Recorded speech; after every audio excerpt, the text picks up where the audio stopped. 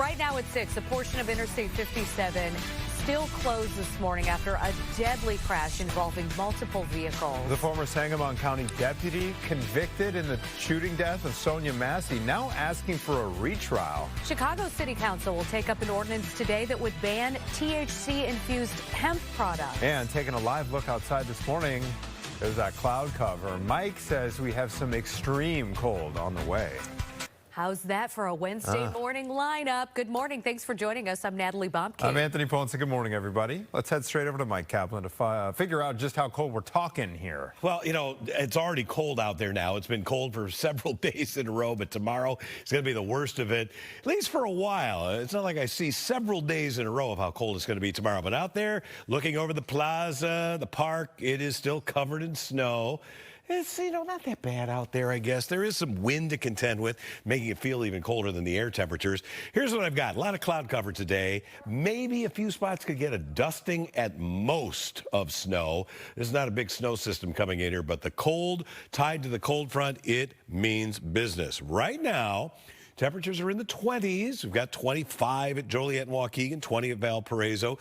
LaSalle, Peru looks like the hot spot with 26. I think we'll top out just past 30.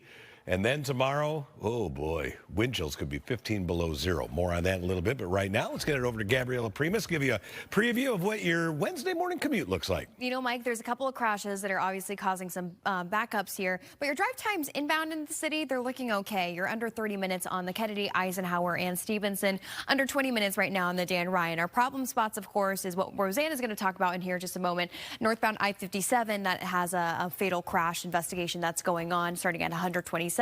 Just a note for you, traffic starts before the Tri-State. If you're going northbound on I-57, before even Route 83, it starts around US 6. So use Halstead or use Western to travel northbound, or use, of course, the Bishop Ford as well. Just an alternate route would be a good idea. I want to take you up to the outbound side of the Kennedy, though, where we have a new crash. This is at Sayre Road, and it looks like traffic's pretty much starting right at the junction all the way to this spot. I'll try to get us a good camera. Of course, Skyfox is down due to some weather going on.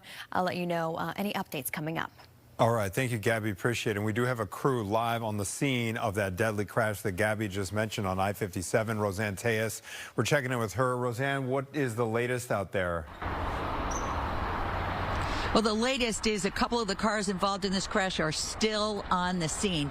Anybody who can avoid I-57 north, especially if you're south of Morgan Park, you want to avoid it. As I said, cleanup continues this morning. At least 2 people lost their lives in this multi-car crash that happened just after midnight. Witnesses described seeing one speeding car, possibly going up to 100 miles per hour. Several cars were heavily damaged and at least 2 people ejected from their vehicles. You can see debris spread all over the area. State troopers have been on the scene for 6 hours now. Arthur Thomas is the father of a crash survivor who described a horrible scene.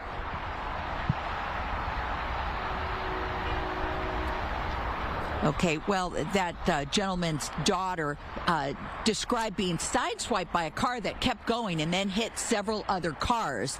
So she is actually one of the very lucky ones. We're told at least 4 people were taken to the hospital in critical condition. And of course, right now you're looking at that backup as people who are headed northbound on I-57 wait to get off at 127th Street. You don't want to join them, so be sure and avoid this area. It looks like these cars are going to be here for at least a little while longer. They don't even have a tow truck on the site right now to pick those other 2 up as the investigation continues.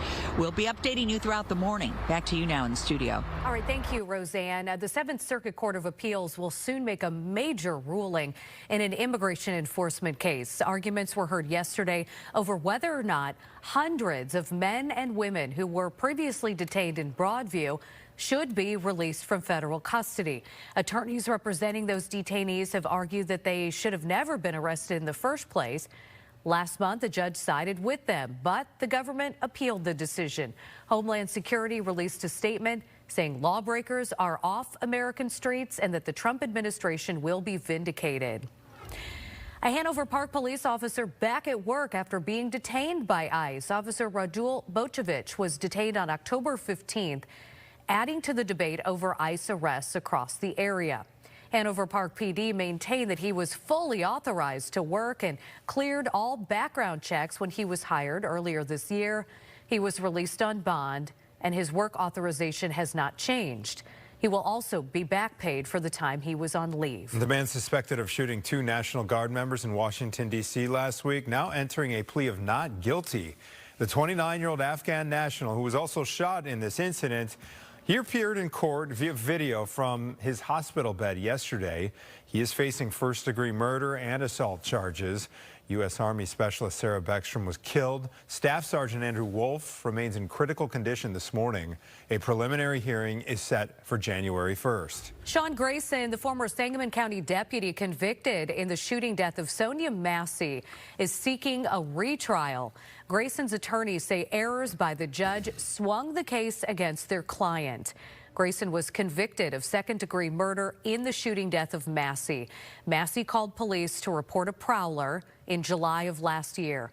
Grayson shot and killed her after he says he thought she was going to throw a pot of boiling water at him. U.S. negotiators have a tough road ahead in peace talks between Russia and Ukraine.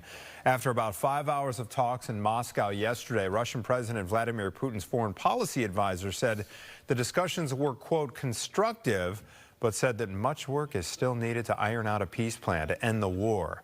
Before the talks, Putin accused European allies of Ukraine trying to influence changes to the peace plan that Russia finds, quote, unacceptable. Families of victims in the deadly UPS plane crash in Louisville, Kentucky will file wrongful death lawsuits today. 14 people were killed in the November 4th crash. The flight was taking off from Louisville, headed for Honolulu. The NTSB says the plane had cracks in the engine mount. The bracket that is meant to hold the left engine in place was damaged. Chicago City Council will take up an ordinance today that would ban the sale of THC-infused hemp products. So what does it all mean? Brian's in studio with details. Hey, Brian. Well, several of Chicago's most successful commercial producers of THC and CBD products, they're asking for these city councils to vote no on that proposed ordinance. This was introduced by Alderman Marty Quinn. Now, if it passes, it would end the sale of edibles, drinks, and vapes, all infused with THC. Many of these products are sold at small independent shops throughout the city and by large successful breweries, which have been in business for decades. Unfortunately, this ordinance, it pains me to say it could possibly lead to job cuts here at the brewery if we're no longer allowed to produce, possess, or even make these products. As part of that bill that ended the government shutdown, Congress passed a ban on most hemp-derived consumables, but this will not take effect until November of next year. Back over to you guys. All right, thanks so much, Brian. 6:07 now this morning, and Brian and Anthony bringing some a touch of purple and some sunshine today because it is. Oh! There we go. I'm sorry, Mike. I had not dissected your wardrobe yet today. You usually do, too. I usually do. You know, I give you like a head to toe what I think. Exactly. All right. Tomorrow, everybody's going to be wearing maybe extra layers or something heavier because it's going to be like midwinter cold. That's how bad it's going to be. This has just been kind of regular cold. Yeah, tomorrow's something different. All right, let's get to it. Winter's here, right? Today, maybe a little light dusting of snow. That's at most what would happen. But we're really focusing here on the shades of cold. Today might touch freezing. I'm going to go 31, but it's close. The Arctic assault hits tonight and tomorrow. Wind chills across most of the area are getting down to around 15 below zero. Light snow at times Friday through Tuesday. No big storm on the way. I'm not expecting any major accumulations. Temperatures now 20 plus. It's 25 at Joliet, Aurora, Woodstock with 23. Likewise at Gary, it's 20 at Valparaiso. Along Chicago's lakefront, it is 23 degrees. And there is still some wind out there, especially in open areas away from the city. You may see a little bit of blowing snow across the roadways, and that can sometimes make things slippery. So watch out for that. 29-mile-an-hour gust appears to be the strongest wind, and that's being reported at MDW now. Wind chill there is 10.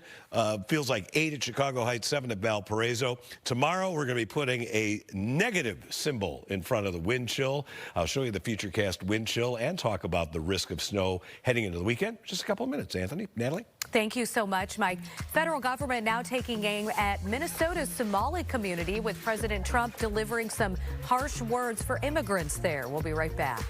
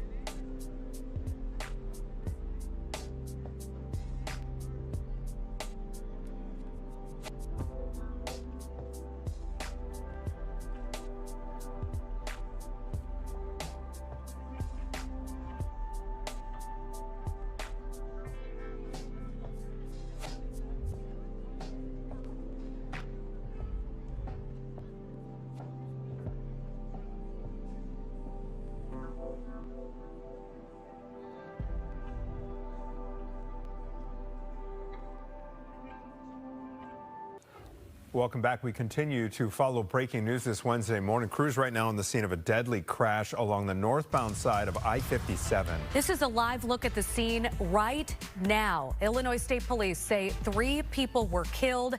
Witnesses say they saw one car possibly going up to 100 miles per hour before the crash. Preliminary investigation indicates, and this is just sent to us by ISP, that there was an initial crash. Some people got outside of the vehicle and were kind of checking out the damage, and then they were hit by yet another vehicle. Horrible. At least 3 vehicles were involved in the initial crash, but ultimately I believe there were more. All lanes of I-57 inbound currently closed between 127th and 119th Streets. Again, this is a live look at the backup and the scene this morning. Yeah, you'll want to find an alternate route if you use that stretch of I-57 for sure. Okay, some other news to get to. Sean Grayson is the former Sangamon County deputy convicted in the death of Sonia Massey, is seeking a retrial. Grayson's attorneys are claiming that errors by the judge swung the case against their client. Grayson was convicted of second-degree murder in the shooting death of Massey. Chicago City Council will take up an ordinance today that would ban the sale of THC-infused hemp products. This is for things like edibles, drinks, and vapes. A federal ban on those products does not take effect until November of next year. Republican Matt Van Epps wins the special election of the House in Tennessee's 7th Congressional District. We were talking about this with Doug Luzader yesterday. He will take the spot of Republican Representative Mark Green after Green resigned earlier this year. Now, although this seat is in a dominantly Republican district, the race actually wound up being pretty tight between Van Epps and Democrat Afton Bain. The Trump administration pausing immigration applications from 19 countries over national security and public safety concerns, they say. All 19 countries were already facing a partial travel ban. The list includes Somalia, Afghanistan, Myanmar, Haiti, and Libya. The memo cites several crimes suspected to be committed by immigrants, including the recent attack on 2 National Guard members in Washington, D.C. And President Trump is taking aim at Somali immigrants in the United States, especially in Minnesota. These aren't people that work. These aren't people that say, let's go, come on, let's make this place great. We don't want them in our country. The president pledged to terminate legal protections for Somalis living in Minnesota, which is home to the country's largest Somali immigrant community. Reports have suggested that Minnesota could be next on the White House's list to send federal agents for increased immigration enforcement. Okay, at 6:15, let's send things back over to Mike Kaplan, standing by to tell us about this extreme cold that is in our very near future. Yeah, you know, I don't think we'll break any records, but it's going to be mighty cold. Coldest air so far this season, with highs tomorrow in the teens. That is it. Today might get close to freezing. I've got us hitting 31. In terms of precipitation, you might see a few snowflakes today. Radar's detecting a couple of snowflakes, especially north and northwest of the city. Not even sure that that's reaching the ground. I think that any snow that's going to stick is going to stay northern Wisconsin and northern Michigan. Getting the kids ready for school today. If you're sending them out, make sure they are bundled up. While it won't be as cold today as it's going to be tomorrow, it's still mighty chilly. Outlying areas could experience a little bit of blowing snow as well early this morning. Cloudy and cold. Noontime temperature of 29. I think 31 is our high today, and there'll be a few flurries around or a brief snow shower. That is it. Current temperatures mainly in the low to mid 20s now. 25 at Joliet and Waukegan, 23 at Midway and Gary, 21 at Michigan City and Benton Harbor. So today we're going to top out at 31, and this is one of the warmest days of my entire forecast period. It's a little bit breezy too, and just a dusting at most. Most of us are not even going to see that. Let's check out how bad it's going to be. Tomorrow's high 16, despite full sunshine. You wake up tomorrow and you look outside and you go, oh, the sun's out. Probably could get by with a lighter jacket. No. It is going to be really cold tomorrow. Wind chills to 15 below. 25 on Friday. You see a whole bunch of snow Friday, Saturday night and Sunday, Monday night and Tuesday. While it may snow several times during that period, none of these is a biggie. I think we're talking about, you know, minimal accumulations through that entire period, but the cold temperatures are here to stay. Gabriella's been following this deadly crash on I-57. What's the latest out there, Gabby? Mike, you know, yeah, this fatal crash investigation that's happening on the northbound side of I-57. Right now, all lanes are blocked with crews investigating from 127th all the way to 119th. Of course, we're going to hear more information from Roseanne, who's live on scene. But just to give you a little information, ISP did just confirm with us that it was actually a crash that happened near 120th. It involved 3 vehicles. Those occupants were outside of their vehicle, it sounded like, where another crash occurred. Unfortunately, 3 people deceased and then 5 others transferred to the hospital with non-life-threatening injuries. Again, we'll hear more from Roseanne.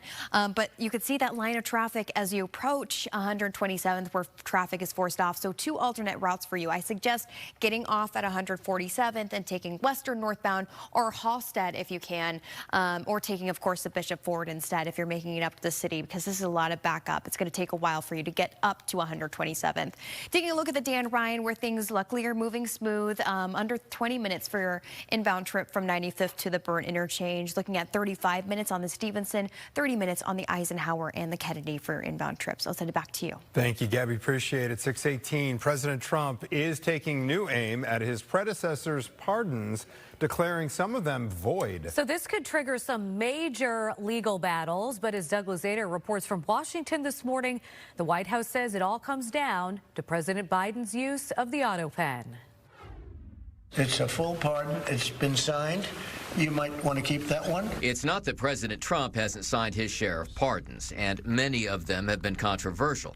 But many of President Biden's, he says, should not stand. Well, the auto pen is under investigation. Trump has long railed against Biden's use of an auto pen to sign orders and pardons. Now writing on Truth Social, anyone receiving pardons, commutations, or any other legal document so signed, please be advised that said document has been fully and completely terminated and is of no legal effect. You are hereby unconditionally pardoned. And when President Trump offered the traditional Thanksgiving turkey pardons last month, he drew a distinction over Biden's pardons signed by AutoPen versus those actually signed by Biden's own hand, including the one for his son, Hunter. No, Hunter's was good. That was the one pardon, Pam, that was good, right? The rest of them are all invalid. And President Biden has previously issued a statement on this, saying, "I made the decisions. Any suggestion that I didn't is ridiculous and false." The Office of Legal Counsel has previously said that presidents can use the AutoPen. And it's true that plenty of presidents, including Trump, have used an AutoPen. The Trump White House argues that Biden wasn't always aware. And that is an interesting question that gets into whether those orders could be clawed back at some point, but just sort of, unilaterally clawing everything back is probably not going to happen. All right, so Doug Luzader joining us live to kind of break this down. Doug, any insight on why the focus is just on Biden here and how they might connect the dots between the use of the AutoPen and Biden being unaware? Yeah, that's the critical question here, was whether Biden was unaware. I mean, it's by all indications, it's legal, generally considered legal for a president to use an AutoPen, maybe even for pardons. But obviously, if someone in the White House is using an AutoPen to sign the president's signature, unbeknownst to the president, that's an issue. Now, President Biden, again, has issued this statement indicating that he was aware of all of these pardons. So, where does it go from here? It's difficult to say. I mean, the real test would come if one of these individuals who received a pardon from Biden is ultimately prosecuted for that same alleged crime. That's where this would really come into play. And one of those individuals I was reading is Anthony Fauci. He never accused of any crime, but kind of like preemptively pardoned by President Biden. So any other people maybe to keep an eye on, Doug, that you can think of? Yeah, I mean, preemptive pardons themselves, raise some legal questions, whether you can just kind of give someone a get-out-of-jail-free card without specifying even what the possible crime would be, even if it's a crime you're not aware of right now. That is the kind of pardon that Hunter Biden, for instance, got. The difference there would be that it was clearly signed, the Hunter Biden pardon was clearly signed by the president. Doesn't mean there aren't legal questions surrounding it. But yeah, I mean, there's already been some discussion about potentially trying to prosecute Anthony Fauci, for instance, if that pardon is declared improper, as President Trump has done. Again, this wouldn't happen without some serious legal battles. We will see if anything happens as a result of this. Doug, thank you as always, sir. Thank you. All right, back here in Chicago, 622, and we, as a city, are at the top of a new ranking. However, this is not one to brag about. We will explain coming up. Toyota-thon is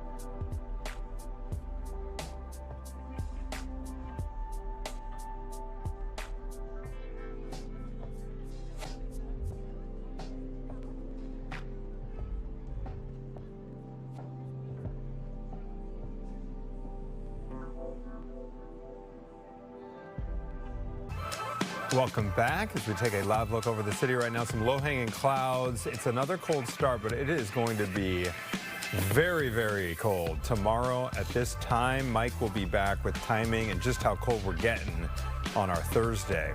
Okay, if you think that Chicago's traffic situation is the worst in the country, well, you wouldn't be wrong. Chicago has now passed New York City for the top spot on this list. The data comes from INRIX's annual Global Traffic Scorecard. So last year, Chicago tied New York for the top spot. Well, this year, Chicago drivers saw a 10% increase in average time wasted in peak traffic, while New York City dropped down to number 2 after the city implemented the congestion surcharge in Manhattan. I guess that deterred folks.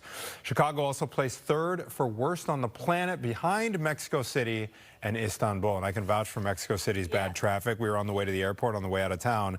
It took us about 40 minutes to go a mile right near the hotel. It was awful. And then things opened up. It was bad. Okay, well, something to keep in mind then. City of San Francisco taking aim at the leading makers of ultra-processed foods like chips, sugary drinks, and frozen meals. Lawsuit against 10 major companies, including the Kraft Heinz Company, Coca-Cola, Pepsi, General Mills, and Nestle. The city is accusing those companies of deceptive marketing and violating California's competition and advertising laws. We know is that there is an entire category of foods that represent 70% of the American food supply that is making the public sick. These companies know their products are harming people, but they continue to design, market, and profit off them, particularly at the expense of our kids. The lawsuit's asking the companies to help local governments offset the health care costs associated with ultra-processed food consumption. Billionaires Michael and Susan Dell, they are donating more than $6 billion to help millions of American children access new Trump accounts created under the president's tax and spending package. This gift will provide $250 to every eligible child under the age of 10, using the same system the Treasury will use to deposit its $1,000 seed payments. The program launches in July and could ultimately reach 25 million kids. 2 major new reviews out of the UK find the HPV vaccine is safe and highly effective. The Cochrane team that conducted this says it can cut the risk of cervical cancer by up to 80% in girls vaccinated by age 16. The studies included more than 160,000 participants, underscoring the vaccine's strong safety record. Shoppers spent big on Cyber Monday. This is according to Adobe Analytics. Shoppers in the U.S. spent more than the predicted $14 billion. Monday's spending number was a 7% increase from a year ago. It also brought the Cyber Week spending total to $44.2 billion. We're pretty spendy these days, huh? You ever think, Mike, if we could just use that to pay down the national debt? All those trillions of dollars. It'll make a difference for like a week or two. That's right. Aren't we in the trillions? We are, yeah. Oh, my gosh. Guess how many hours in my 7-day forecast we're going to be above freezing? Ooh. I'll give you a hint. It's less than 1. Uh-oh. The worst of it is tomorrow, boys and girls. We've got some deep chill on the way. I'll show you that 7-day forecast when we come back.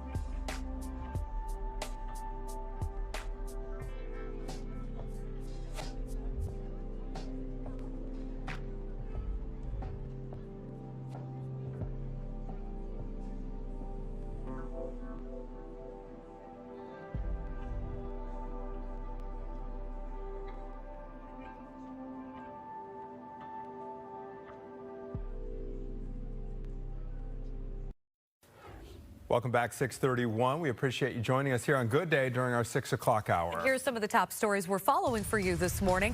A portion of Interstate 57 remains closed this morning after a deadly crash involving multiple vehicles. Former Sangamon County deputy convicted in the shooting death of Sonia Massey. He is now asking for a retrial. Chicago City Council will take up an ordinance today that would ban THC-infused hemp products. And it's cold today, but it is going to be absolutely brutal tomorrow. So let's get the timing on this and just how low we're going to go and check in with Mike Kaplan. You know, I think some suburbs will actually have an air temperature below zero tomorrow morning. Yeah, and maybe even into Friday morning as well. Wind chills could get to 15 below. In a couple of minutes, I'll show you the futurecast wind chill. But let's get you through today first. There's a chance that some of us see a little bit of snow. Nobody's getting much. Radar shows a couple blips here and there. I think the afternoon hours maybe have the highest chance of seeing a dusting of snow in a couple of locations. But today's story is not so much about precipitation. It is about the infusion of truly Arctic air. Here's where we start now. We're in the 20s, headed for a high right around 31. 23 at Midway in the Lakefront and Aurora and Woodstock and DeKalb. We got 21 at Merrillville, 20 at Valparaiso, Benton Harbor, 21 degrees. We do have a little bit of wind out there. Winds are currently gusting in some spots to more than 20 miles per hour, including at both major airports. And so we have wind chills right now, close to 10 degrees. I'll show you the colder wind chills in just a little bit. But right now, Gabriella obviously following I-57 and other issues on the roads. Mike, you know, we're going to hear from Roseanne here in just moments, who's live on the scene, but still northbound I-57 is closed between 127th and 119th due to this fatal crash investigation. I just want to give you a note because there's so much traffic as you approach 127th, where you're first off. Some alternate routes for you. Get off early. Get off at 147th and travel northbound on Western or on Halstead to get out of this mess. I'm even hearing reports now, it's not confirmed, that people are turning around going the wrong way just to get out of that miles-long backup. So keep it in mind. Use the Bishop Ford to even be more safe in this situation. Let's talk about another crash that's over on the southbound side of the Tri-State. It's before that O'Hare exit. A left lane is blocked. There's a total of 5 lanes, so just 1 lane blocked, not causing that much stop and go, but still a little bit as you approach that area, so keep that in mind. Remember that earlier crash I was talking about outbound on the Kennedy near Sarah Avenue? That has been cleared, but still some backup starting at the junction, so full 30 minutes for your trip to O'Hare. 35 for your inbound trip on the Kennedy, 40 minutes on the Eisenhower, 45 minutes on the Stevenson, at under 30 minutes on the Dan Ryan from 95th to the Burn Interchange. Back to you. Thank you so much, Gabby. And we do have a crew at the scene of that deadly crash that Gabby was telling us about along I-57. We're checking back in with Roseanne Tellez live there with some of the latest details. Roseanne, what are you seeing? Northbound I-57 is still a mess this morning, backed up for miles because of the closure between 127th and 119th Street. As you can see, they are now towing 2 of the last remaining 3 cars. They're on the tow trucks and getting ready to move. I don't know how much longer it will be before this opens, but boy, the damage is done out here. Illinois State Police are now confirming 3 people are dead and at least 5 others were taken to the hospital because of this crash. Several cars were heavily damaged, some of them still here at the scene since just after midnight. Police say there were actually 2 crashes, the first involving 3 cars, but then there was a secondary crash after a different vehicle hit some of the victims of the first crash. The scene was disturbing. There was debris spread all over the place. State troopers have been investigating for 6 hours now. One survivor told her father that she was sideswiped by a speeding car that struck several cars after hers. It was traumatic for her. When she called me, she was just out of it. She said she was trying to help Undoubtedly there was some kids in the car too. But she said the bodies were over there, but she was trying to help the kids. So once again, we're looking at the backup as people are exiting off I-57, which should be avoided at all costs at this point. And again, once more, we are told 3 people have now died in this crash, and hopefully they're getting these last few cars off the roadway very soon. We'll keep you updated. From Morgan Park this morning, Roseanne Tellez, Fox 32 Chicago. Thank you, Roseanne. The Seventh Circuit Court of Appeals will soon make a major ruling in an immigration enforcement case. Arguments were heard yesterday over whether or not hundreds of men and women who were previously detained in Broadview should be released from federal custody. Attorneys representing those detainees have argued they should never have been arrested in the first place. Last month, the judge sided with them, but the government appealed the decision. Homeland Security released a statement saying lawbreakers are off American streets and that the Trump administration will be vindicated. In the meantime, a Hanover Park police officer is back at work after being detained by ICE. Officer Radule Bajovic was detained on October 15th, adding to the debate over the ICE arrests across the area here. Hanover Park PD maintained that he was fully authorized to work and cleared all background checks when he was hired earlier this year. He was released on bond and his work authorization has not changed. He will also be back paid for the time he was on leave. The man suspected of shooting 2 National Guard members in Washington, D.C. last week is entering a plea of not guilty. The 29-year-old Afghan national, who was also shot in that incident, appeared in court via video from his hospital bed yesterday. He is facing first-degree murder and assault charges.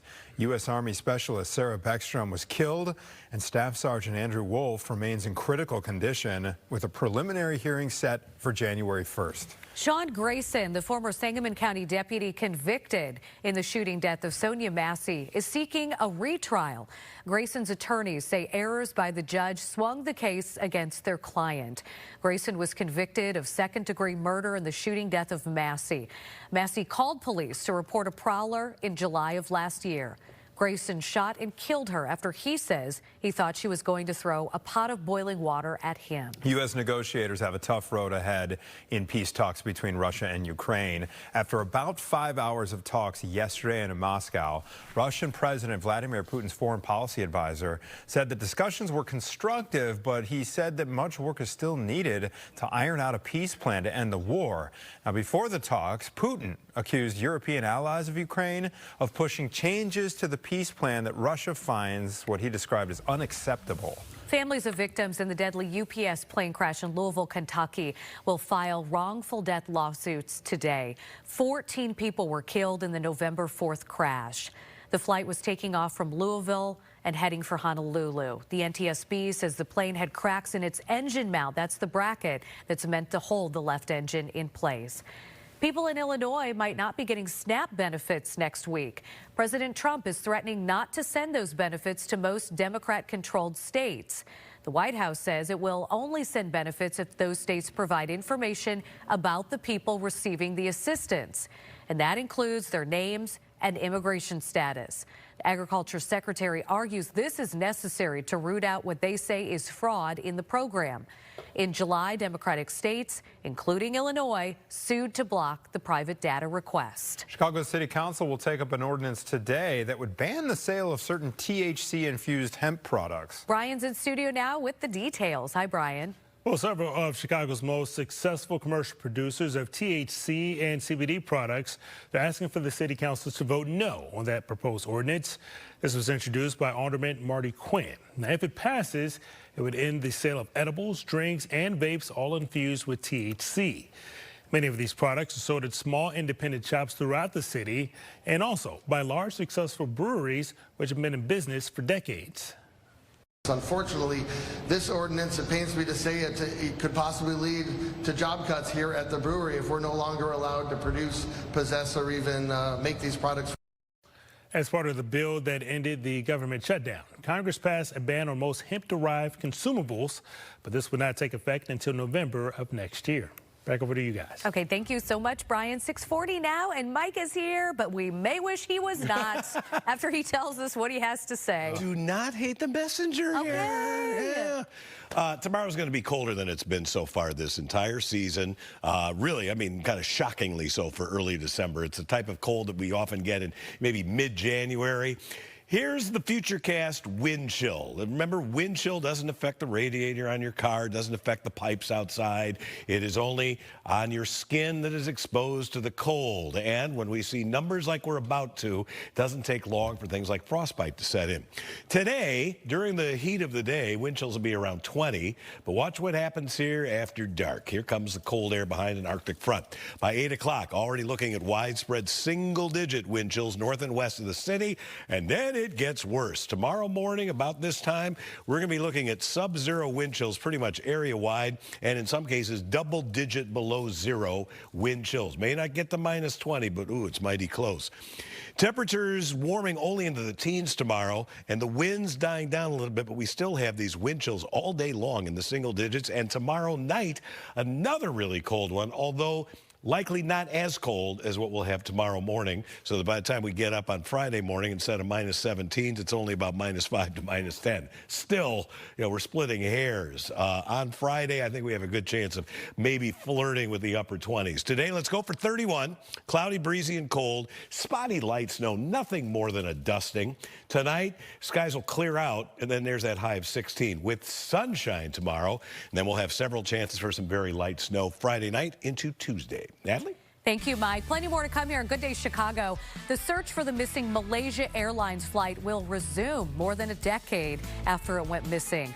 Why the city of San Francisco is filing a lawsuit against major food companies. And singer Sabrina Carpenter calling out the White House for using one of her songs in a social media post. We'll be right back. Your chance to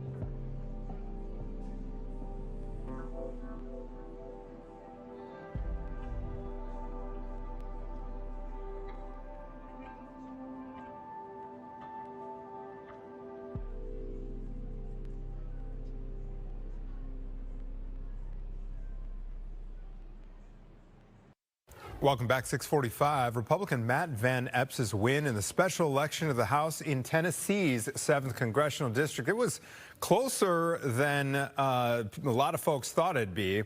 Okay, so he will take the spot of Republican Rep. Mark Green after Green resigned earlier this year.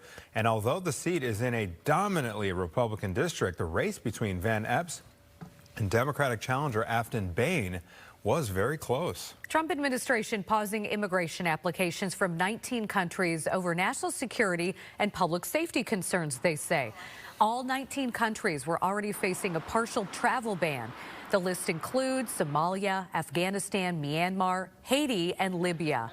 The memo cites several crimes suspected to be committed by immigrants, including the recent attack on 2 National Guard members in Washington, D.C. The search to solve one of aviation's greatest mysteries is back on. The Malaysian government says it plans to resume the search for flight MH370. It has now been more than 11 years since that plane just vanished during a flight from Kuala Lumpur to Beijing with 239 people on board. A Texas-based marine robotics company will search intermittently for 55 days, and the reward here, it's going to be paid $70 million if that wreckage is discovered. The country says it is committed to bringing closure to the families of those affected by this tragedy. The doctor who pleaded guilty to selling ketamine to actor Matthew Perry will be sentenced today. Perry died of an overdose weeks later. Prosecutors are asking the judge to sentence Dr. Salvador Plasencia to 3 years in prison. Perry was taking ketamine as a treatment for depression. Plasencia will be the first of 5 people sentenced in the case. All right, 6:47. We're going to change gears coming up and talk about a raccoon who breaks into a liquor store in Virginia and is later found passed out. You might say it was a trashed panda. Oh, yeah.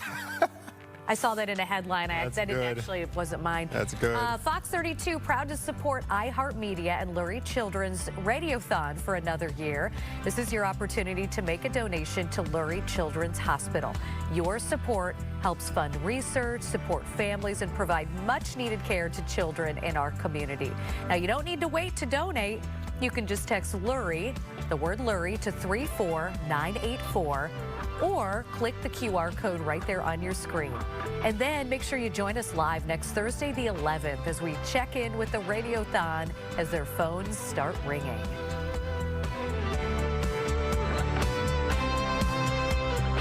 This week.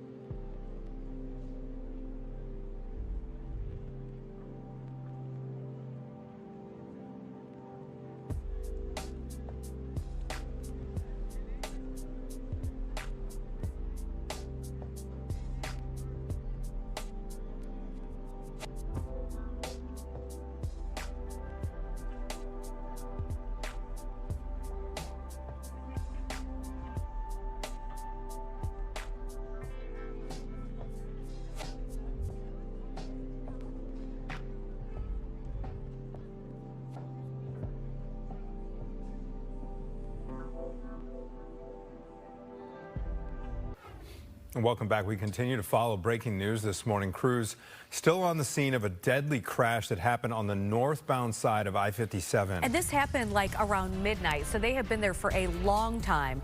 At least 3 people were killed, 5 others hospitalized. Illinois State Police say there was an initial crash, then 3 people got out of their cars to look at the damage, and they were hit. All lanes currently closed. Again, this is the inbound I-57 between 127th and 119th Streets. They were clearing the cars when we checked back in with Roseanne, but we'll be checking back in with her again to see if the roadway's cleared up yet. Here's another piece of big news today. Sean Grayson, he's the former Sangamon County deputy convicted in the shooting death of Sonia Massey, now seeking a retrial. Grayson's attorneys say the errors by the judge, they claim, swung the case against their client. Grayson was convicted of second-degree murder in the death of Sonia Massey. Chicago City Council will take up an ordinance today that would ban the sale of THC-infused hemp products. This is for things like edibles, drinks, and vapes. A federal ban on those products does not take effect until November of next year. And at 6:51, we take a cold look outside. It looks like it's from a holiday storybook, that picture of Chicago. Yeah, I guess it's only that's going to get colder. That's one way of looking at it, I guess. For me, it's too darn cold out there, and I know it's going to get worse by tomorrow. So what about snow? There's a cold front on the way. And a lot of times this time of year, you get a little bit of snow with one of these things, but this does not have much moisture to work with. Most of the snow that's really sticking is going into Michigan and is not targeting the Chicago area. That said, you're probably going to see a couple of flakes coming down, especially this afternoon. Nothing more than a dusting.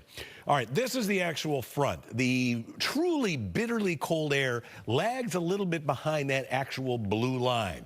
So the blue line is going to be coming through here around midday. The coldest air is coming in here tonight. This is more or less just the wind shift, and then you got to wait a little bit for the cold air being pumped in by that Arctic high pressure system. So tonight and tomorrow, and going into tomorrow night, it's going to be the worst of the cold for the foreseeable future. We're talking highs tomorrow only in the teens, and wind chills, it'll be well below 0. At least tomorrow, you get to see a lot of sunshine. That's often the case. A lot of times we get our coldest air, and it's because of high pressure, and with strong high pressure, it tends to suppress cloud cover. The exception to the cloudiness will be downwind of Lake Michigan. So if you're in Indiana and Michigan, you're probably still going to see quite a bit of cloud cover tomorrow. There are some weak disturbances that will come through here Friday night, and then over the weekend, even into early next week. Each of these could produce a brief snow shower, but there's no big snowstorm in sight. 31 today. It's breezy, a little bit of blowing snow in outlying areas, but it's going to stay cloudy all day long. Tonight, clouds will break. It won't be quite as windy, but still windy enough to produce wind chills to -15. I'll put 6 up for the official low at O'Hare, but I'm confident a lot of us in the burbs are going to see sub-zero actual temperatures. 16 tomorrow, 25 Friday. Looks like it's going to be snowing all the time Friday night through Tuesday. That's not the case, nor will there be a tremendous amount of snow, despite the fact you'll see quite a bit falling from the sky. All right, Gabrielle, it sounds like excessive speed was one of the primary causes here. I can't believe somebody was trying to go that fast on this pavement. You know, Mike, it makes you wonder, and it's sad that, vehicles are even able to go that fast and people aren't stopped because of it. It's a horrible situation that we're waking up to this morning. Still, we're seeing this deadly crash investigation ongoing, and it's blocking the northbound side of I-57 between 127th and 119th. We're going to hear from Roseanne on some of the details here in just a second, but this happened just after midnight. That's how long it's been closed. It was actually 2 separate crashes that resulted in 3 people dying and 5 people taken to the hospital. Again, we'll get some more info for you. But again, traffic is obviously very heavy as you approach that area. All traffic is being forced off at 127th, and that's what you're seeing in this scene, just above the flashing lights. Everyone going really slow on those stoplights. But let's go back over to my map because I want to show you just some alternate routes, probably for this foreseeable future. The good news is there's tow trucks on scene, which hopefully means that they're going to be clearing these vehicles, and investigation is wrapping up after they've gathered a lot of their evidence. But some alternate routes, yes. If you're going northbound on I-57, get off at 147th and use either Western or use Halstead to get around this mess. Of course, use the Bishop Ford as well. That'd be a good idea. I'll give you an update on some travel times if you're a little closer to the city heading in. I'll send it back to you. Thank you, Gabby. The city of San Francisco taking aim at the leading makers of ultra-processed foods like chips, sugary drinks, and frozen meals. The law lawsuit is against 10 major companies, including the Kraft Heinz Company, Coca-Cola, Pepsi, General Mills, and Nestle. The city's accusing those companies of deceptive marketing and violating California's competition and advertising laws. What we know is that there is an entire category of foods that represent 70% of the American food supply that is making the public sick. These companies know their products are harming people, but they continue to design, market, and profit off them, particularly at the expense of our kids. The lawsuit's asking the companies to help local governments offset the healthcare costs associated with ultra-processed food consumption. Shoppers spent big on Cyber Monday. According to Adobe Analytics, shoppers in the U.S. spent more than their predicted $14 billion that day. And Monday's spending was up 7% from a year ago. And it also brought the total Cyber Week spending to more than $44 billion.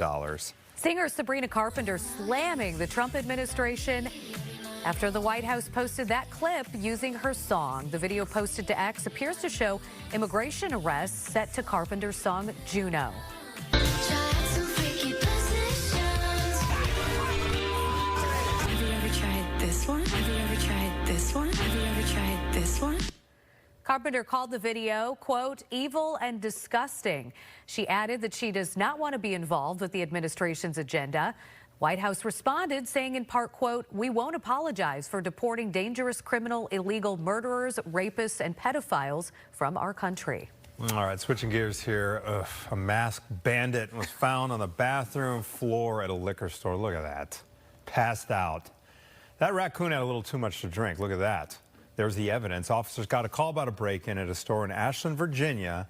Turns out that bandit broke into the store, ransacked shelves, sent bottles of liquor, crashed into the ground, and then just went and just dove in. You know, the drunk animal made its way to the bathroom, almost made it to the toilet there, it looks like. This is almost passed out. Okay, let's hear what they have to say. You can't make this stuff up. It happens, and people just don't realize it. And I actually gave my officer a high five. I was like, fantastic. I wish we had little handcuffs to put on him, you know. Yeah, no, I'm not sure that guy would have passed the field sobriety test either if given. The officer did take him to a shelter, and after a little bit of sleep, raccoon was re-released into the wild. Hopefully he sobered up, kind of walked it off. Right. What do you think he was into there at the store? It looked like hard liquor. Okay. I don't think he was like a rosé guy. Okay. It's just such a bizarre story. Plenty more Good Day Chicago ahead. Keep it right here.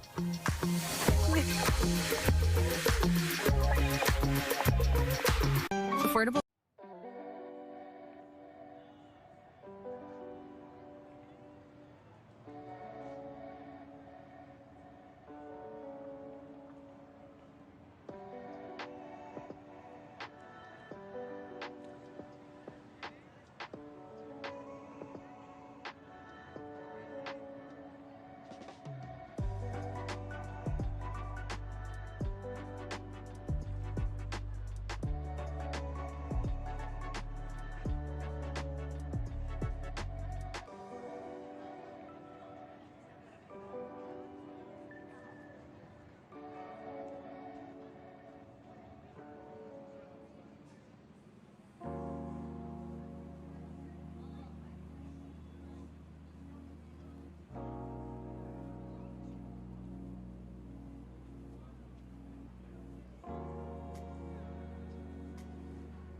Good Day Chicago at 7 starts now. And right now at 7 o'clock, a portion of I-57 is still shut down this morning due to a triple fatal crash. The former Sangamon County deputy convicted in the shooting death of Sonia Massey is now asking for a retrial. And Chicago City Council is about to take up an ordinance today that would ban THC-infused hemp products. And it's a cold start to the morning. That's an understatement, but it's going to get even worse by this time tomorrow. Yeah, apparently if you think it's cold today, just wait. We appreciate you joining us here at 7 o'clock on the nose on your Wednesday morning. And Mike, correct me if I'm wrong, but it is warm now compared to what it will be tomorrow? I would never correct you on that, even if you're wrong. I mean, I've never said you're wrong. Just a little weak on being right. Yeah, in this case, being right. In this case, you have nailed it. Yeah, compared with tomorrow, this is a cakewalk, you guys. Tomorrow, coldest air of the season by far. We're talking about wind chills. I think they're going to be way below 0. This morning, wind chills are kind of around 10. So planning out your day, sunshine, no. Warmth, no. Temperatures going to struggle to get past 30 today. A lot of cloud cover. A couple of light snow showers around. Nothing more than a dusting, and most of us won't even get that. Current temperatures. These are the air temperatures, 20-something. We got 23 at Gary, Chicago's lakefront, 22 at Woodstock, Aurora, 23, and LaSalle, Pruitt's 25. Valparaiso, 21. There is a gusty wind out there. Some spots the wind has died down a little bit, but we're still looking at 21-mile-an-hour gusts at O'Hare and a 21 mph at Gary, producing wind chills right around 10 degrees. Tomorrow's wind chills are going to be sub-0. All right, this has been a real bad day in the traffic world. Gabriella, what's the latest? Mike, it's unfortunate we have to wake up to news like this. That fatal crash investigation continues on the northbound side of I-57. We're going to check in with Roseanne in just a moment. But I want to show you a live picture of Dan Ryan because I'm not forgetting about you folks who are headed into the city, maybe a little bit closer to town. We're looking at, I think it was 35 minutes from 95th to the Burnt interchange. Some stop-and-go traffic now, especially starting to build in those express lanes. Outbound traffic looking okay, but yes, you're going to hit a lot on I-57 as you approach that crash area. 30 minutes, yes, on the Dan Ryan. 55 minutes on the Stevenson from 355 to DuSable Lakeshore Drive. 45 minutes on the Eisenhower. 50 minutes on the Kennedy from O'Hare to downtown. There is another crash. It's over in Bensonville. It's southbound Bussey Road and Bryn Mawr Avenue. Actually stopping quite a bit of traffic. A lot of stop and go in this spot. So please be aware that crews are on scene. Take it easy out there. That blowing snow might make for some slippery conditions, especially on streets that weren't well plowed in the first place. I'll send it back to you. Okay, Gabby, thank you very much. We do have the crew on the scene of the crash that Gabby mentioned on I-57. This one killed 3 people and for a huge portion of the morning here, closed down a portion of the expressway. Roseanne is live there with the latest details. What is new now, Roseanne? Well, those tow trucks came out to the scene when we spoke last about 30 minutes ago, but they're still here. They haven't moved. This is still a very spread out, and frankly, it's a disturbing scene here on I-57. And what a mess for anybody caught south of Morgan Park. Illinois State Police, as you said, Natalie, now say 3 people were killed in this multi-car crash just after midnight. 5 other people were taken to the hospital. They now say there were actually 2 crashes here. The first involving 3 cars, the second involving a car that struck the victims from the initial crash. All of the cars were heavily damaged with debris spread out all over the area, and that is part of the reason this is taking so long. State troopers have been on this scene for 7 hours now. Arthur Thomas is the father of one crash survivor who described a horrible scene. My daughter was involved in an accident. A car side-swiped and then tried to run off the road on 57 going north at between 119th and 127th.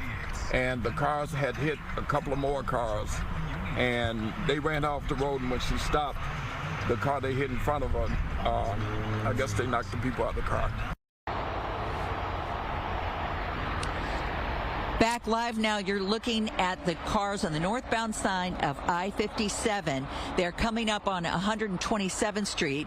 That's where they're exiting. It's still shut down between 127th and 119th Street. Still shut down. Cars still being diverted. We did want to mention the 5 people taken to the hospital. We're told none of them has life-threatening injuries. So that is a bit of good news in an otherwise dark morning. Really bad crash here on I-57 that still has traffic snarled 4 miles. Back to you now in the studio. Thank you so much, Roseanne. Stay warm out there as well.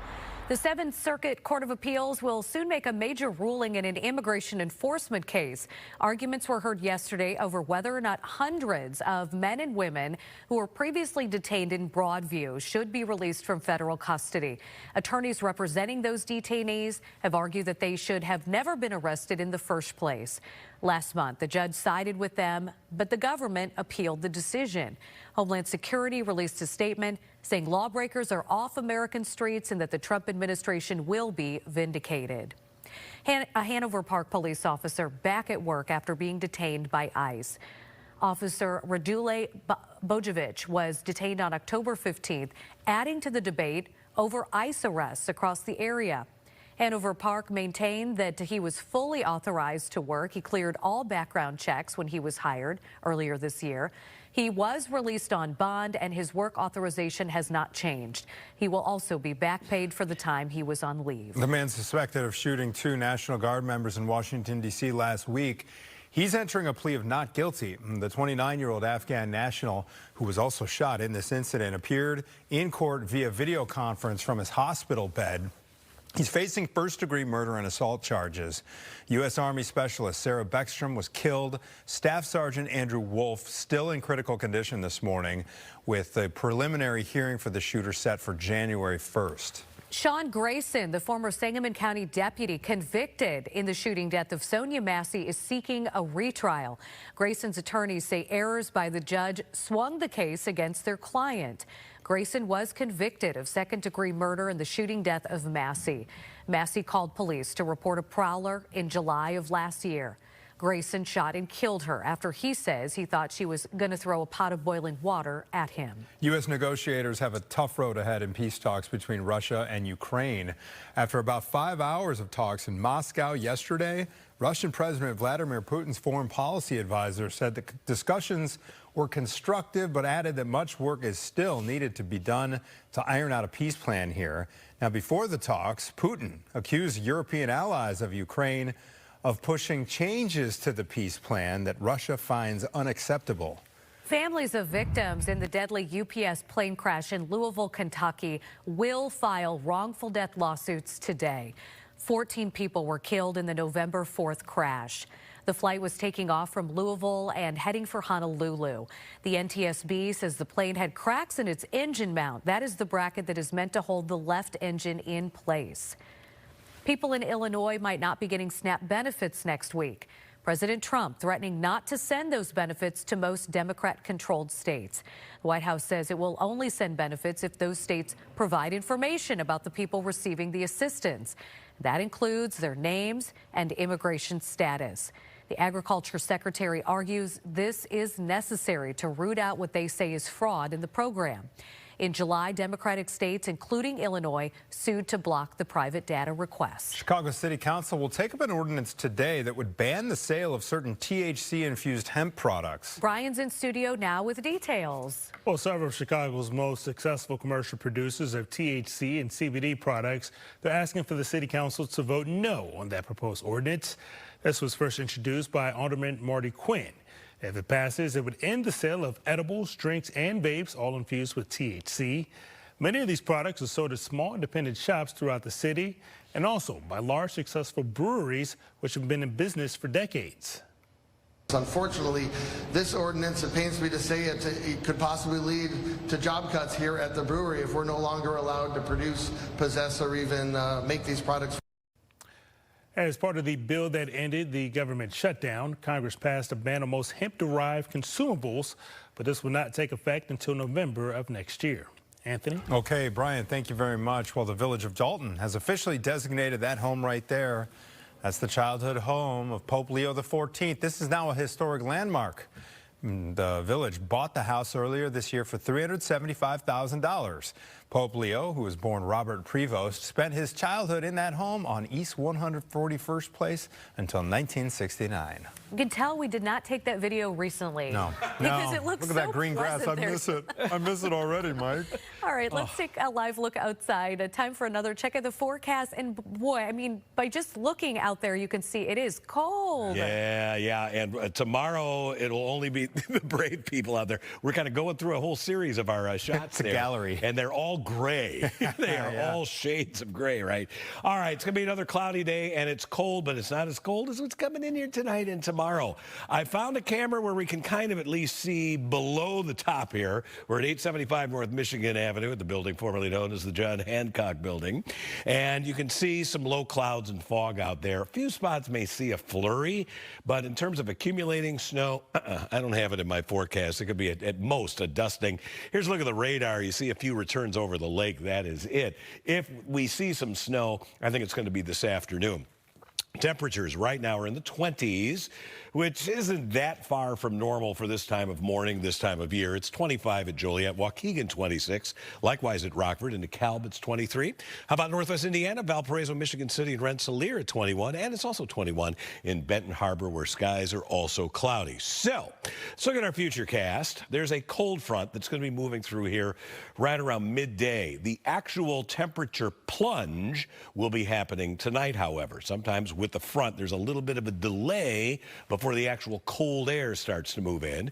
And you see in the afternoon a few spots of blue here and there, but not much. Nobody's going to be shoveling after this thing in Chicagoland. Tomorrow, it will be sunny, except downwind of the lake, especially east of I-65. But at this point, it doesn't look like a lake effect snow scenario. It's mainly just a lake effect cloud picture for you.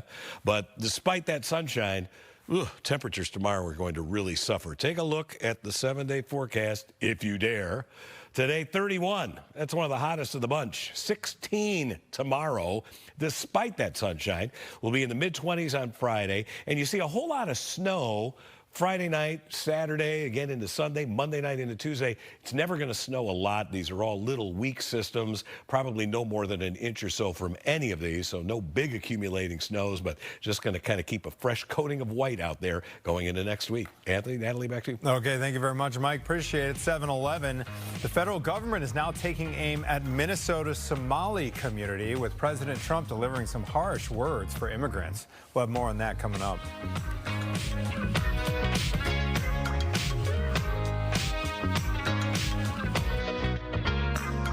Fox 30.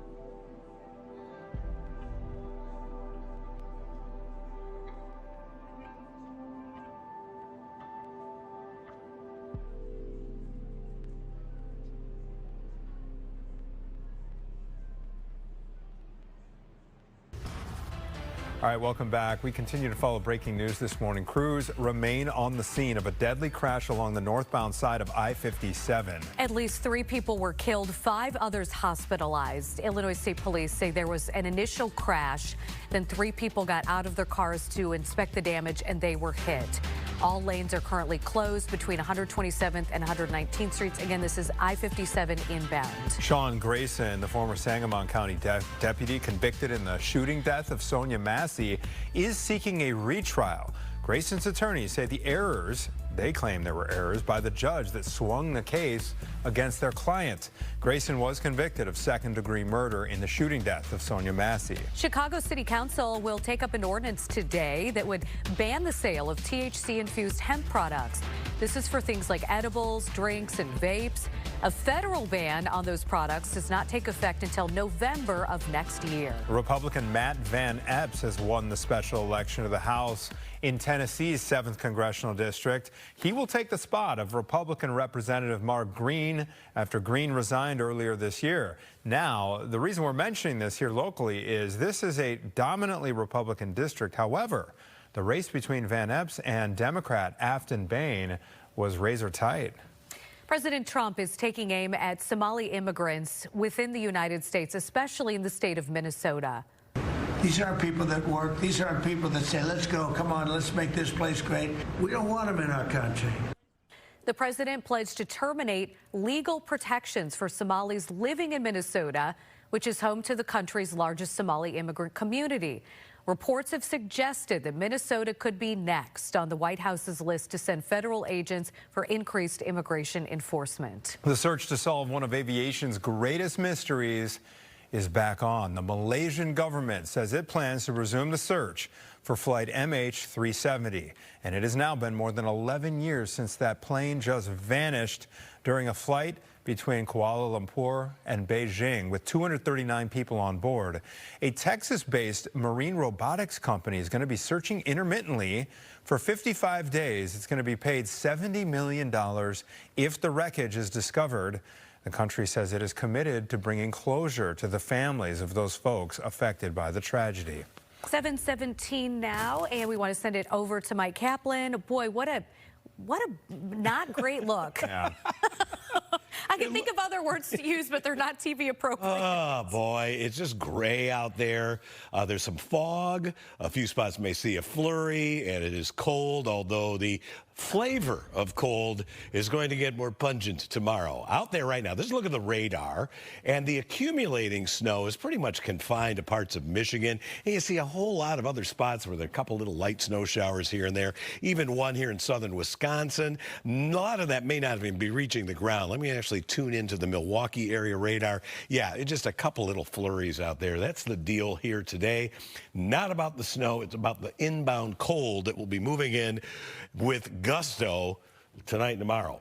Here's what we got today. A high of 31, almost freezing. A couple of snow, light showers, a dusting at most, and it is going to be kind of breezy throughout the day. Southwest, then west winds at 10 to 20. Tonight, the winds will continue to veer around to the northwest, and at speeds that are going to keep those wind chills, between about maybe it's -10 and -15. I think we'll get 6 for the official low at O'Hare, but I think a lot of us in the suburbs are going to see lows very close to or even below 0. Any relief in sight? No. We have, well, I guess 25 is better than 16 tomorrow, and tomorrow's the sunniest day of the bunch. You see all this snow coming down. None of this is big. It's all light snow events, probably no more than 1 inch per event coming in here, but just enough to kind of keep a fresh coating of snow on the ground. Wonder whether there may have been some slick pavement contributing to that crash. Gabrielle has been following this on I-57. What's the latest there? Or the really high speeds, Mike. You and I were talking how, you know, there was reports that witnesses saw a vehicle traveling more than 100 miles per hour, which is absolutely horrible to hear. And unfortunately, you know, that's what leads sometimes to crashes like this. So please be careful out there. Please be paying attention and think about others other than just yourself. So we're taking a live look at I-57 right now. Obviously still closed from northbound from 127th to 119th. It has been since midnight when these 2 separate crashes that pretty much were involved happened. And unfortunately, 3 people died as a result of this. 5 people were taken to the hospital, but major backups. So that's really what I want to talk about. If you are traveling northbound on I-57, get off at 147th and use Halstead or use Western to travel northbound, or just forget I-57 altogether right now and use the Bishop Ford instead. It's going to save you a lot of headache because those poor people are really stuck in a lot of traffic. Let's talk about traffic if you're heading into the city, though, a little closer. 35 minutes once you hit the Dan Ryan from 95th to the Burn interchange, 55 minutes on the Stevenson, 50 minutes on the Eisenhower, 50 minutes as well on the Kennedy from O'Hare to downtown. One note for you, for folks who are taking the train this morning coming from the Western Burbs, BNSF, there's an inbound train 1220. It was leaving Downers Grove around 6:50. It will not operate due to mechanical issues, so Metro says use 1224. That should arrive here in Chicago at 7:30. Natalie, I'll toss back to you. Thank you, Gabby. Plenty more to come for you here on Good Day Chicago.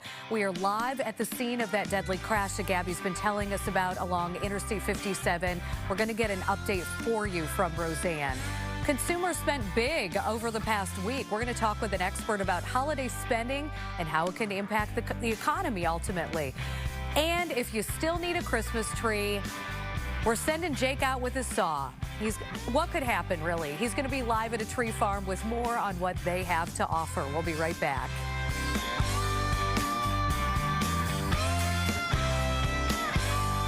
This program.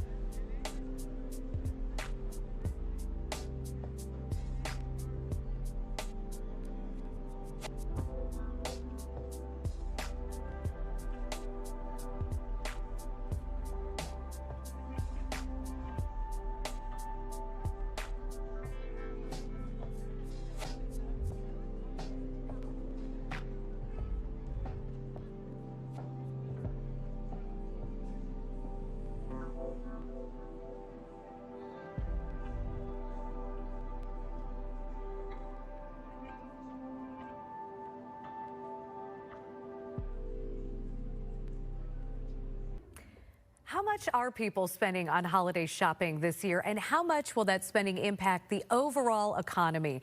We're talking about it with Gene Marks, CEO of the Marks Group and business journalist for The Guardian. Good morning to you. Good morning, Natalie. How are you? Great. So we see all these conflicting stories. We see stories about people struggling to get by, and then we see stories about people spending big for the holidays. So who is actually spending big for the holidays? Well, as I wrote in The Guardian last week, this holiday season is really, it's a tale of two holiday seasons. I mean, there's the people that can afford to spend a lot, and then the people that are trying to make their payments. And I think we'll be seeing a lot of that as the numbers start coming out during this holiday season. So, for example, The wealthiest 10%. With the highest 10% of earnings in this country, they make about 50% of the sales during the holidays, whereas the rest of the population of the country make up the balance, and they're the ones that are going to be more challenged with making these purchases. So as I pointed out in my Guardian piece, it's just we have to look at the holiday season in that way. I see. The good news is though, Natalie, is that so far holiday sales have been over expectations. They've been rising over 4%. Both online, according to Adobe, and also by credit card transactions, according to MasterCard. And that's actually ahead of last year. So despite all of the gloom and doom we've been hearing about consumer sentiment, we have been seeing stronger than last year's holiday sales so far. So, fingers crossed that continues. What does that ultimately mean for the economy and for us? Well, first of all, I look at small businesses. I cover small businesses.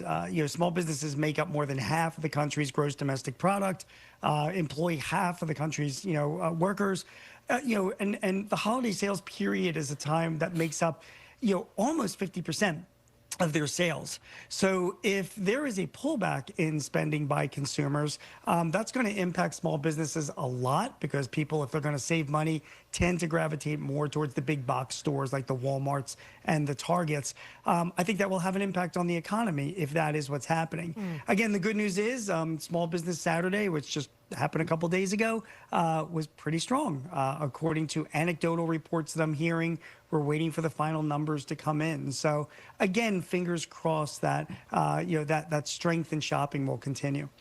That is good news because I was down in central Illinois. We got so much snow, and I know they did here in the Chicago area as well. As my mom was saying, she felt bad for all the small businesses because who would get out and shop potentially in that weather. Let's move on, though. There are so many mixed messages on the economy. Some signs point to it being strong, but there's many others showing trouble. Where do you stand on that issue? I think the economy is stronger than is what is being reported. We are soon going to be seeing third quarter gross domestic product numbers come out. And Natalie, the Atlanta Fed, Goldman Sachs, and a few other sources are pointing to a 4% growth in the economy during the last quarter. And again, that goes against a lot of people's feelings that the economy is slowing down. I do get it that tariffs are going to have an impact, and we're going to start seeing that impact over the next couple of quarters, particularly among smaller businesses. So those that are most exposed to tariffs, I think, are going to be suffering the most, the ones that purchase their products overseas. But for the most part, we live in a really big, resilient economy, Natalie, and I think a lot of businesses are, reacting to the tariffs. They're absorbing some of these costs. Corporate profits themselves were up this last quarter. And if you look at the banks, because I look really closely at them, the banks across the board are reporting strong financial systems right now, with credit unworthiness and credit availability still very strong. So unless something big happens, a crypto bust or, an AI bubble that, really hits the markets, I am still seeing over the next quarter to 2 quarters continued growth in the U.S. economy, and I'm bullish about that. All right, good news for 2026. Gene Marks, thanks again this morning. Thanks, Natalie. Take care. Thank you. And in the short term, the weather crystal ball not looking as great. I like his term crypto bust, though, right? All right, tomorrow's going to be really cold. It's just plain old cold out there today. What about prospects for snowfall? Several chances. Will they be big?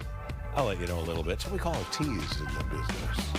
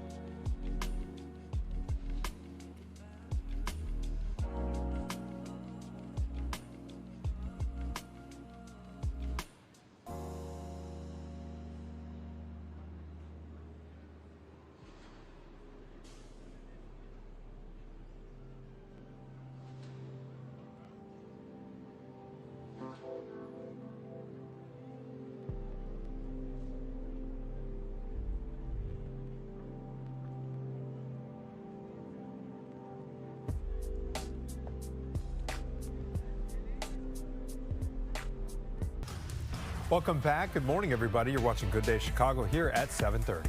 And here's a look at some of your headlines this morning. The Trump administration pausing immigration applications for people from 19 countries, citing several crimes suspected to be committed by immigrants, including the recent attack on the 2 National Guard members in Washington, D.C. The pause puts a hold on green card applications and naturalization ceremonies for people from Afghanistan, Somalia, and Yemen, among others. People in Illinois might not be getting SNAP benefits next week. President Trump threatening to withhold those benefits unless states provide the names and immigration statuses of the recipients.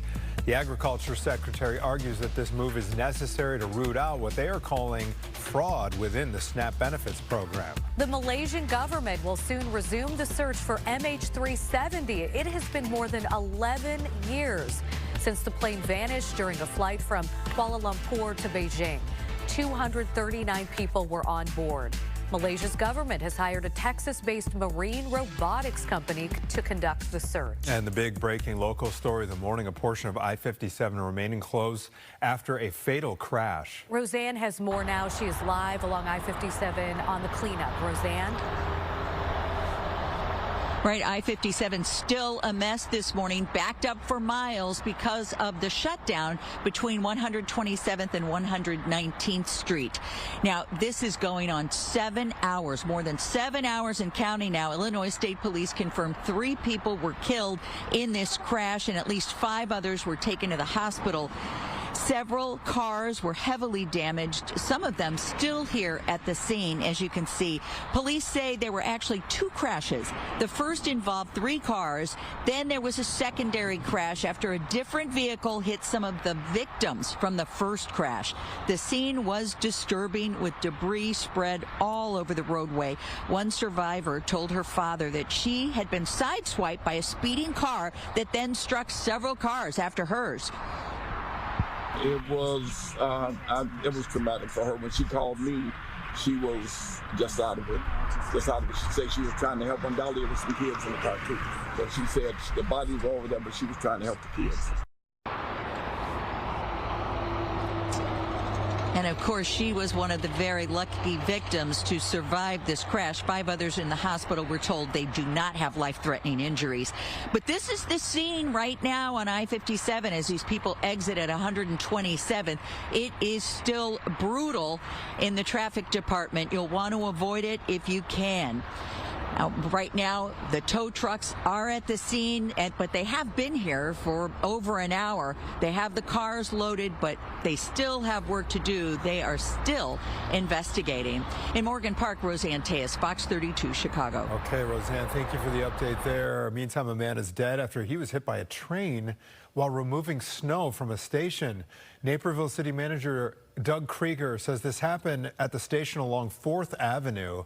The Metro BNSF train collided with the equipment that the man was driving. He worked with the city as a contractor with the investigation into exactly what happened ongoing this morning. All right, 7:34, time to check back in with Mike Kaplan. It's cold this morning. Sounds like it's getting cold with a capital C tomorrow morning. Yeah, tomorrow a different brand of cold. It's still cloudy. It's dingy. That snow that was kind of pretty over the weekend starting to look a little grimy, taking on that snert characteristic that we often refer to. 26 current temp at Waukegan. That's one of the warm spots. We've got 24 at Joliet and O'Hare, 23 at Gary, and south of you there in Merrillville. It is 23 also in Michigan City. Everybody reporting plenty of cloud cover out there. Tomorrow's going to be nice and sunny. Well, I should just say sunny. It's not going to be that nice.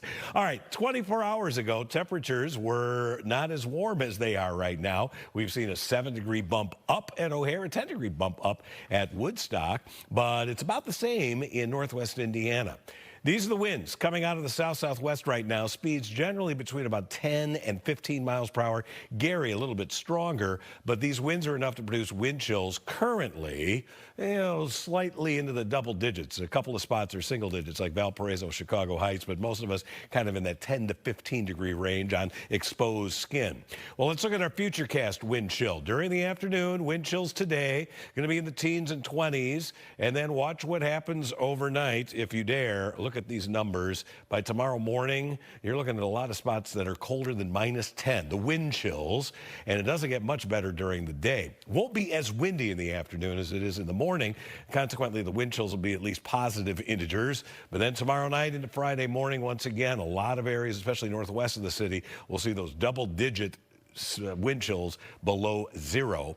And then not as bad. Once we get to Friday, temperatures kind of get up a little bit anyways. Look at the 7-day. 31 today, 16 the temperature tomorrow, despite a full day of sun. Every day from Friday through Tuesday, there's a chance of a little snow at some point. Won't be snowing all the time, obviously, for 5 days in a row.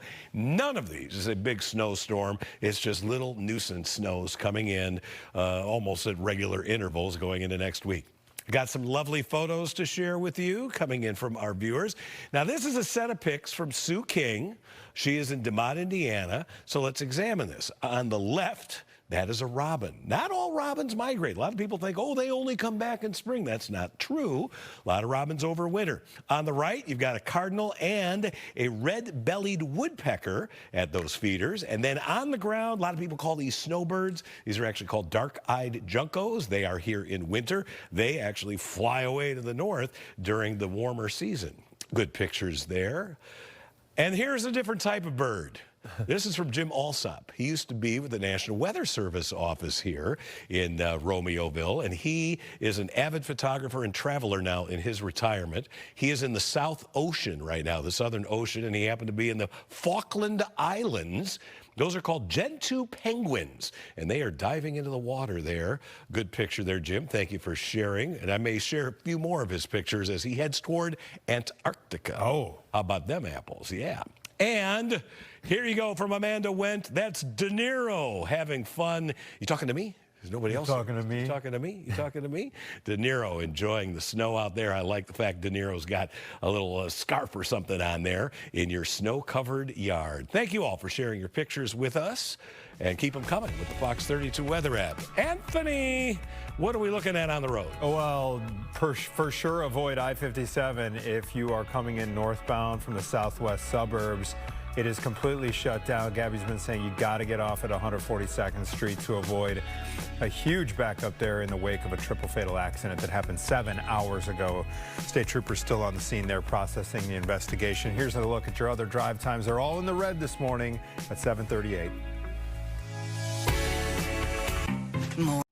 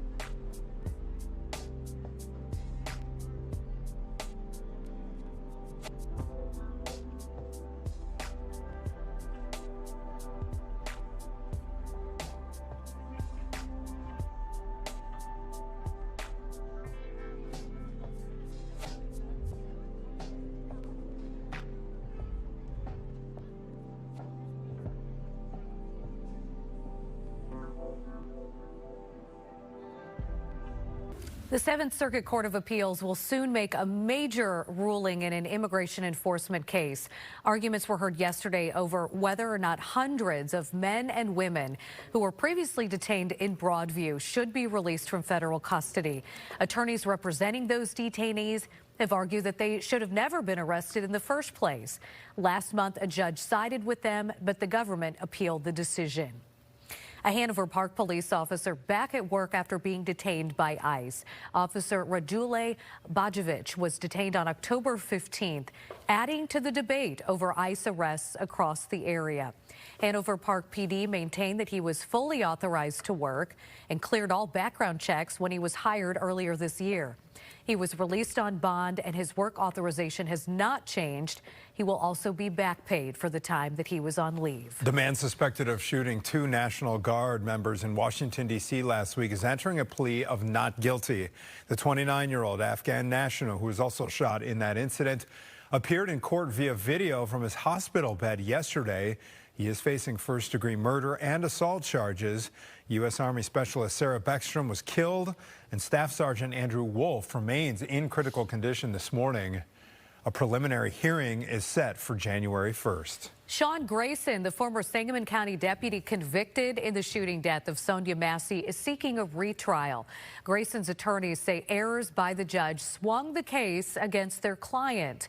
Grayson was convicted of second-degree murder in the shooting death of Massey. Massey called police to report a prowler in July of last year. Grayson shot and killed her after he says that he thought she was going to throw a pot of boiling water at him. Republican Matt Van Epps has won the special election of the House in Tennessee's 7th congressional district.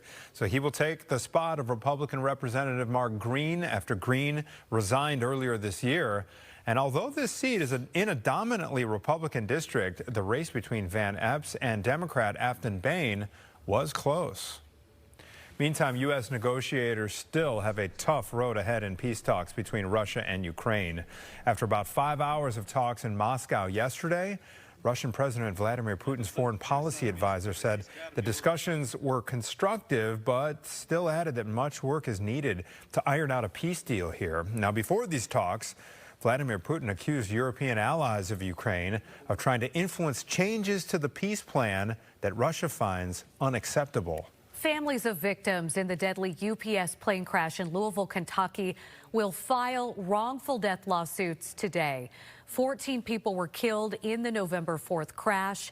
The flight was taking off from Louisville and headed for Honolulu. The NTSB says the plane had cracks in its engine mount, the bracket that was meant to hold the left engine in place. All right, here's a look at what is coming up for us a little bit later on Good Day Chicago during our 8 and 9 o'clock hours. So keep it right here. We'll be right back.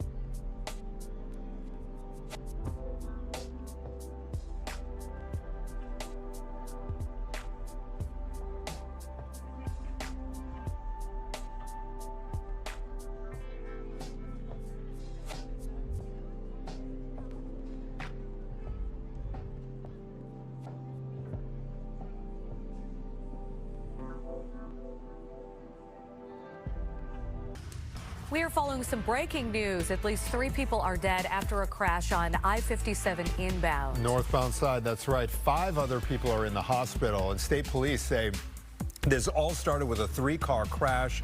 Then another driver hit 3 people who were outside of their cars after that initial crash. So right now, still after 7.5 hours, all northbound lanes between 127th and 119th streets are blocked.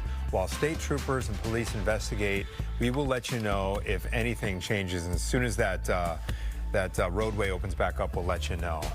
The former Sangamon County deputy convicted of shooting and killing Sonia Massey is seeking a retrial. Sean Grayson's attorney says the errors on the judge's part swung the case against him. Grayson is convicted of second-degree murder. The majority of Chicago City Council has signed on to a budget plan that raises garbage collection fees and the liquor tax. This comes 2 weeks after they rejected the mayor's corporate head tax proposal. The council has to approve a final budget plan by the end of the calendar year.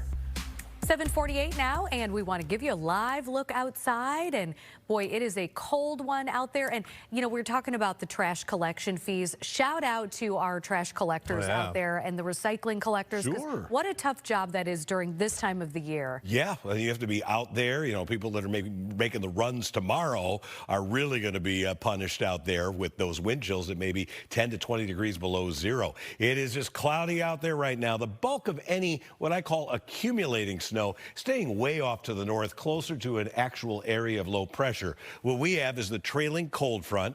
There'll be a couple of light snow showers on it, but I don't envision anything more than a dusting, and most of us will not even see that. What we are going to have, cloud cover all day long. A peak of sun, I guess, is possible in a few spots, but really, it's going to be cloudy. Tonight, all right, we'll start to see those clouds breaking up. And in fact, tomorrow morning, 7 o'clock, you're going to be lying in bed, maybe looking out the window or maybe making your coffee. You look out there, you see all that sunshine coming up, and you assume, oh, it's going to be a warmer day. It's not.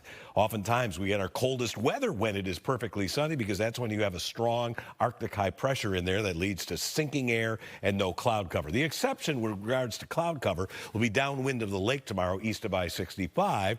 Not expecting a lake effect snowstorm for you, but the clouds will definitely be there. And then on Friday, kind of a mixture of clouds and sun. And as a system approaches from the northwest, that could bring us a little bit of light snow in here at night. This is the extended temperature outlook from basically a week to a week and a half from now, and you're still looking at colder than normal temperatures favored across the Great Lakes with the warmth, southern plains and out west. Today, 31.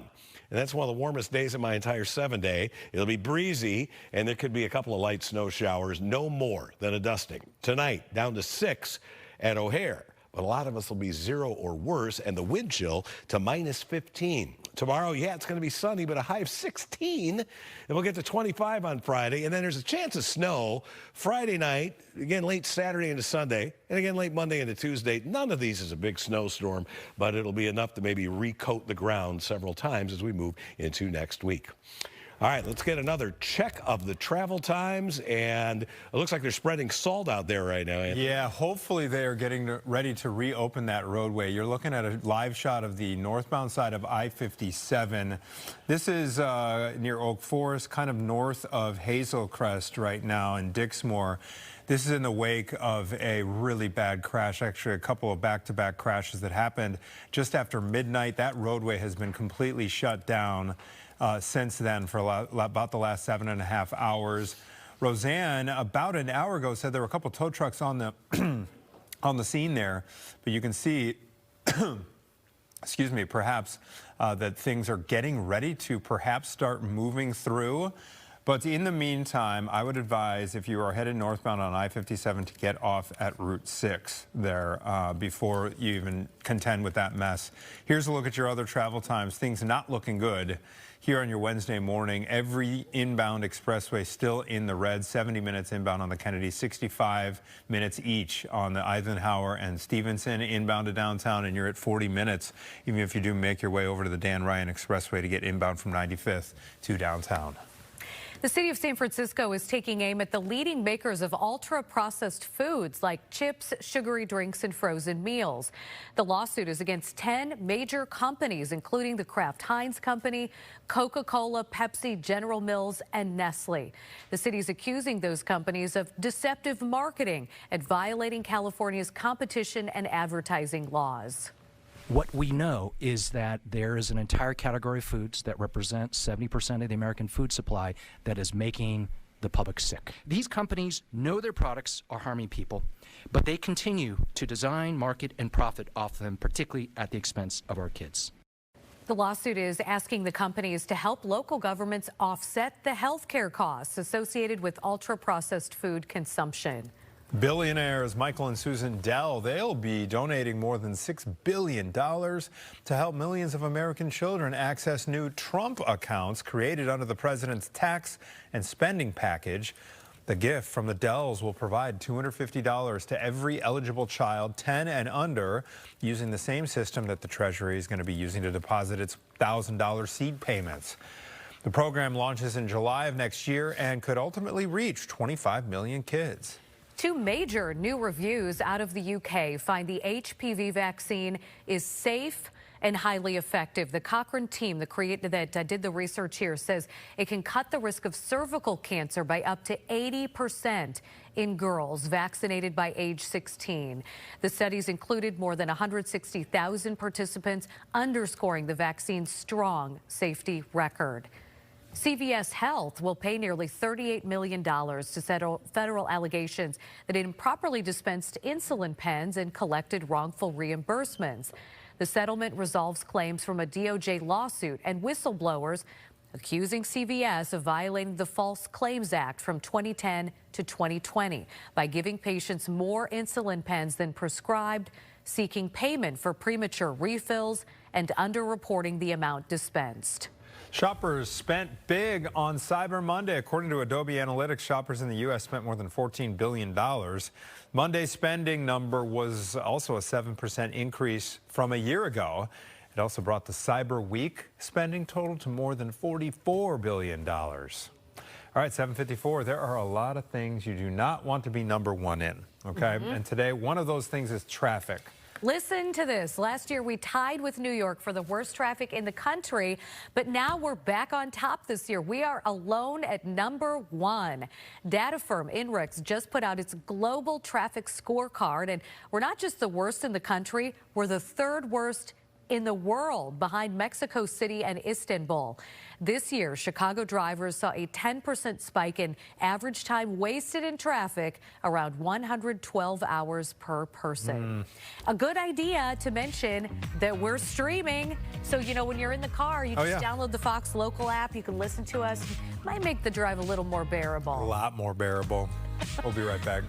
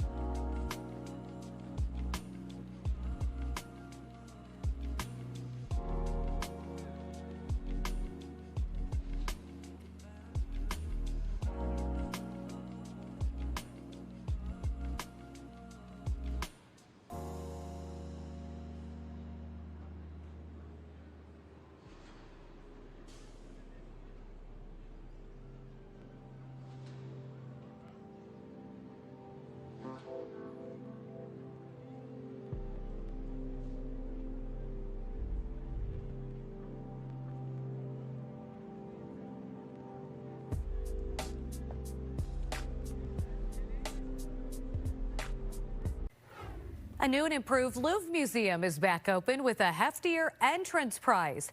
The Associated Press reports starting on January 14th, foreigners outside the European Union will have to pay $12 more for a ticket. Tickets will cost $37. That's up from $25. Comes after thieves broke into the Louvre's Apollo Gallery on October 19th in broad daylight and stole 8 items of jewelry worth an estimated $102 million. New data show that shoppers in the U.S. spent more than $14 billion on Cyber Monday alone. That's according to Adobe spending estimates. Based on data from its analytics offerings, Monday's spending number was also 7% more than it was a year ago, and it brought the total spending for Cyber Week to north of $44 billion. A lot of money. So they call this cuffing season. It's when people are more apt to get out and date. There may be a social media platform taking over the mainstream dating world. A report from the New York Times says Facebook dating has around 21 million daily users, beating out its rival Hinge, which has about 15 million. Since launching in 2019, Facebook dating has become increasingly popular amongst Gen Z. Meta reports it has about 2 million daily active users between the ages of 18 and 29. Wow, I didn't know Facebook had young users. Thought it was all, you know, boomers. Yeah. No, I guess not. All right, a rare Pokemon card just set a trade-in record. Guess what? GameStop says it belonged to a customer down in Grapevine, Texas, and came in at a whopping $30,000. The company says the car, which is a Holo Gengar, yes, has been authenticated as 10 out of 10 on the Professional Sports Authenticator grading system. The trade broke GameStop's record for highest single trade-in. So some lucky person ended up with that rare card. There you have it. Awesome. How about this one? Men, time to ditch the beer belly. Researchers have found it's linked to a higher risk of heart failure. That's according to new findings presented at the Radiological Society of North America's annual meeting that happened right here in Chicago. The data showed a link between belly fat and changes in the heart's structure, which could lead to heart failure. The results were stronger among men. Yikes. Okay, well, new data also showed Gen Z choosing cannabis over booze in an effort to curb drinking. Researchers at Brown University found that after smoking pot, alcohol consumption fell by nearly 20%. The drop was even more significant after smoking stronger weed. So I don't know what the takeaway is there. Yep, you make up your minds. No, not at all. If I were to poll anyone at this station, you would be the last person. Not me. Yeah. The FDA is expanding a safety warning over cookware that could be contaminated with lead. The cookware manufactured in India, where certain metal alloys are commonly found, but are not used in the U.S. because of risks of leaking lead into food. The FDA says there is no safe level of lead exposure, and you should throw out any impacted cookware. Good Day Chicago at 8 starts now. Right now at 8 o'clock, breaking news. 3 people died. 5 others are hospitalized after a horrible crash on northbound I-57. We are live with how this happened and how 7 hours later it is still affecting your commute. The Trump administration ramps up its crackdown on immigration. The new action putting millions of people in limbo this morning. And health officials there are bracing for what could be the worst flu season in years. A doctor at Northwestern is going to join us to talk about the new strain that is causing early outbreaks and with some advice as well on how to protect ourselves. And if you think it's cold now, just wait until tonight. We are tracking the Arctic blast about to slam Chicagoland. Okay, on that note, we got to say hello to Caitlin Cody. It's great to see you. I'm not sure about what you're about to say. Yeah. But yeah. It is going to be very cold. Today is actually going to be mild compared to what's to come. So maybe go for your walk today because we're going to be in the 30s. We have a little bit of snow possible throughout the day. Not much for accumulation expected, perhaps a dusting out there. But looking at our satellite radar view, the big picture shows how cloudy it is. We are going to have a cloudy, mild. We're still below normal, but mild compared to what's to come with a little bit of light snow. Big changes happening over the next 24 hours. Right now, we're sitting at 24 degrees at the lakefront, 25 at O'Hare. This is warmer than it will be all day tomorrow, believe it or not. Our day planner has temperatures around 28 degrees by 11, by 1:30. So the low to mid 30s expected today in Chicagoland. In our 3-day forecast, well, tonight into early tomorrow, it could feel like 15 degrees below zero with that wind chill. Tomorrow's high 20 with sunshine, and then 27 degrees expected Friday. A full check of your forecast is coming up. Okay, thank you, Caitlin. 8:02, a breaking story this morning that has affected the morning commute big time. At least 3 people are dead after a crash on I-57 inbound. Roseanne Tejas has been live out there all morning. Has there been any movement in opening up some of those lanes, Roseanne? Traffic is moving once again on northbound I-57 after an almost 8-hour shutdown between 127th and 119th Street. Take a look at that. Traffic sailing by, although some crews just salted those roads to make sure that they aren't too slippery. People delighted to be back on the road. Now, all of this was because of back-to-back crashes that happened just after midnight. Illinois State Police now say 3 people were killed in that multi-car crash. 5 others were taken to the hospital. The first crash involved 3 cars. The second involved a car that struck the victims from the initial crash. All of those cars were heavily damaged. The debris was spread out all over the area. It was frankly a disturbing scene. State troopers were on the scene for nearly 8 hours. Now, Arthur Thomas is the father of a crash survivor who described the horrible scene. My daughter was involved in an accident. A car sideswiped and then tried to run off the road on 57 going north at 100, between 119th and 127th. And the cars had hit a couple of more cars, and they ran off the road, and when she stopped, the car they hit in front of her, I guess they knocked the people out of the car. Once again, the big headline is the cars are moving again. Traffic is flowing on northbound I-57 after this nearly 8-hour shutdown. I did want to mention that the 5 people taken to the hospital in connection with this crash are not facing any life-threatening injuries. However, 3 people did pass away from this accident that happened just after midnight. We expect to hear more details about exactly what happened from Illinois State Police at some point today. In Morgan Park, Roseanne Tejas, back to you in the studio. Thank you for the update, Roseanne. Appreciate it. A man, meantime, dead after being hit by a train. He was apparently removing snow from a station in Naperville. The Naperville city manager, Doug Krieger, says this happened at the station along 4th Avenue. The Metro BNSF train collided with the equipment that this man was driving. He had worked with the city as a contractor, with the investigation here ongoing. An appeals court will soon make a major ruling on a key immigration enforcement case here in Chicago. A judge heard arguments Tuesday on whether or not hundreds of people arrested during Operation Midway Blitz should be released from federal custody. Attorneys representing those detainees have argued that they should never have been arrested in the first place due to a consent decree signed in 2022. It's meant to limit agents from arresting people without a warrant or probable cause. A judge last month sided with those attorneys, but the government appealed the decision. Senator Dick Durbin is opening an investigation of the arrests of American citizens during the immigration raids. Durbin says his staff counted at least 40 wrongful detentions in Illinois since late last summer. So in a letter to Homeland Security Secretary Kristi Noem, Durbin says he wants a full paper trail that shows who got detained, where it happened, and who signed off on it. On the Senate floor, he asked his Republican colleagues to do the same. What if this Midway Blitz comes to your state, your hometown? What's stopping the president from sowing fear there, conducting lawless raids in your cities? It's up to all of us to denounce this kind of conduct. Durbin gave Noem deadlines to turn over the records. We will be tracking how fast or whether DHS responds.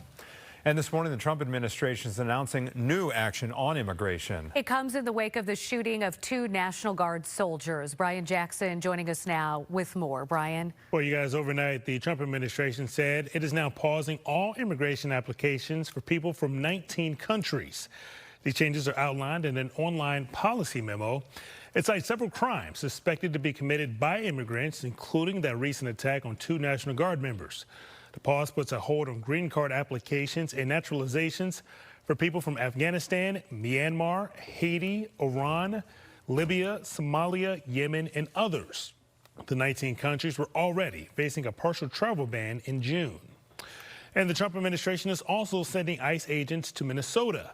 Leaders in the Twin Cities say that those agents will be targeting undocumented Somali immigrants. Minneapolis Mayor Jacob Frey is addressing some of those concerns late on Tuesday. We will not compromise our values here in Minneapolis.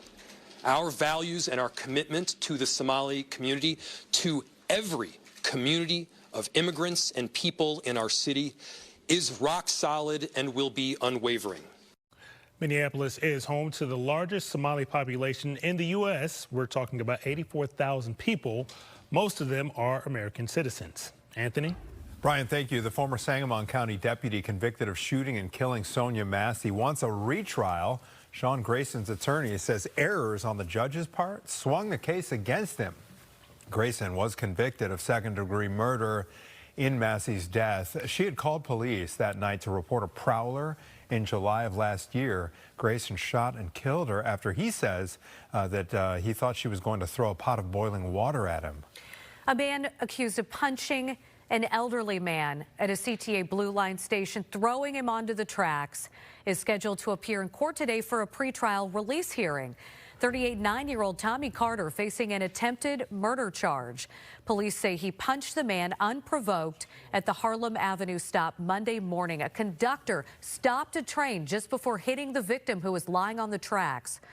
He is now recovering in the hospital. Carter is also accused of resisting arrest and spitting on a police officer. Newly sworn-in Chief Judge Charles Beach says he is forming a committee focused solely on reviewing Cook County's electric monitoring program. It comes after a man who was on that electronic monitoring allegedly set a woman on fire on a CTA train. Preliminary results from that committee are expected at the end of January. The majority of Chicago City Council has signed on to an alternate budget plan after shooting down the mayor's initial proposal, which did include that corporate head tax. The plan raises garbage collection fees and liquor taxes, while also restoring part of an expanded rideshare surcharge proposal. This is according to the Sun-Times. The council has to approve a final budget plan by the end of the year.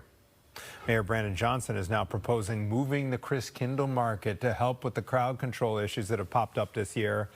Tuesday's announcement comes as the city and organizers try to find a solution on newly ordered capacity limits when it comes to crowd size.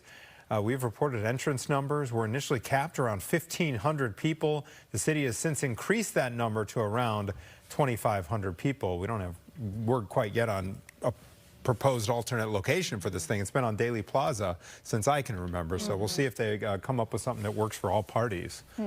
8:09 now, and Caitlin Cody is here. And I was reading your weather notes. You know, you and Mike sent out these great notes about what to expect, and it was saying temperatures well below zero in the negative digits on Thursday. That wind chill, yeah, it's going to be brutal. Tomorrow morning, tomorrow night even, we are going to have those temperatures feeling like they could be well below zero. Tonight, we're looking at around wind chills at 15 degrees below zero, so dangerous cold is on the way. Today, it is cold, don't get me wrong, but it's not anything compared to what's coming our way for tomorrow, tonight and tomorrow. Temperatures outside right now ranging in the 20s. It's 24 degrees at the lakefront, 25 at O'Hare. We're seeing 24 currently as the actual temperature in DeKalb, 23 in Kankakee, Northwest Indiana, low to mid 20s for you. We have the clouds in place. We also have the potential for a little bit of light snow throughout the day today. I'll show you the radar in just a moment. First, though, talking about that feel like temperature right now, it feels like 15 degrees at the lakefront and in Gary, 12 at Midway, 14 is that wind chill in Waukegan. Looking at this loop, as mentioned, we have a touch of blue out there. A little bit of light snow is possible coming down in portions of Lake County, DeKalb County. For us in Chicago, a few flakes will be flying today. Our futurecast showing many of us missing out on snowfall altogether, and we don't expect much, if at all, accumulation. You may see a dusting out there, especially in Northwest Indiana. This is 3:45, and temperatures are ranging in the upper 20s to low 30s in most spots. A few of us tagging the mid 30s. By this evening, we're already starting to dry out, and then the temperatures plummet. We'll take a look at that wind chill into tomorrow morning ahead. Okay, thank you very much, Caitlin. Appreciate it. It's 8:11. It could be one of the worst flu seasons in years. A doctor at Northwestern Medicine is here with what we need to know to protect ourselves against a new flu strain. And outside, it's beginning to look a lot like Christmas at the Richardson Christmas Tree Farm. Look at those. Jake is live there a little bit later as you get a look from the Fox 32 drone team. How pretty is that? And it's the season of giving, and Fox 32 Chicago, PNC Bank, and the Chicago Bears teaming up with the Greater Chicago Food Depository to help feed local families in need. Every dollar you give now will triple to provide 9 meals. You can help out by going online to chicagosfoodbank.org. Are you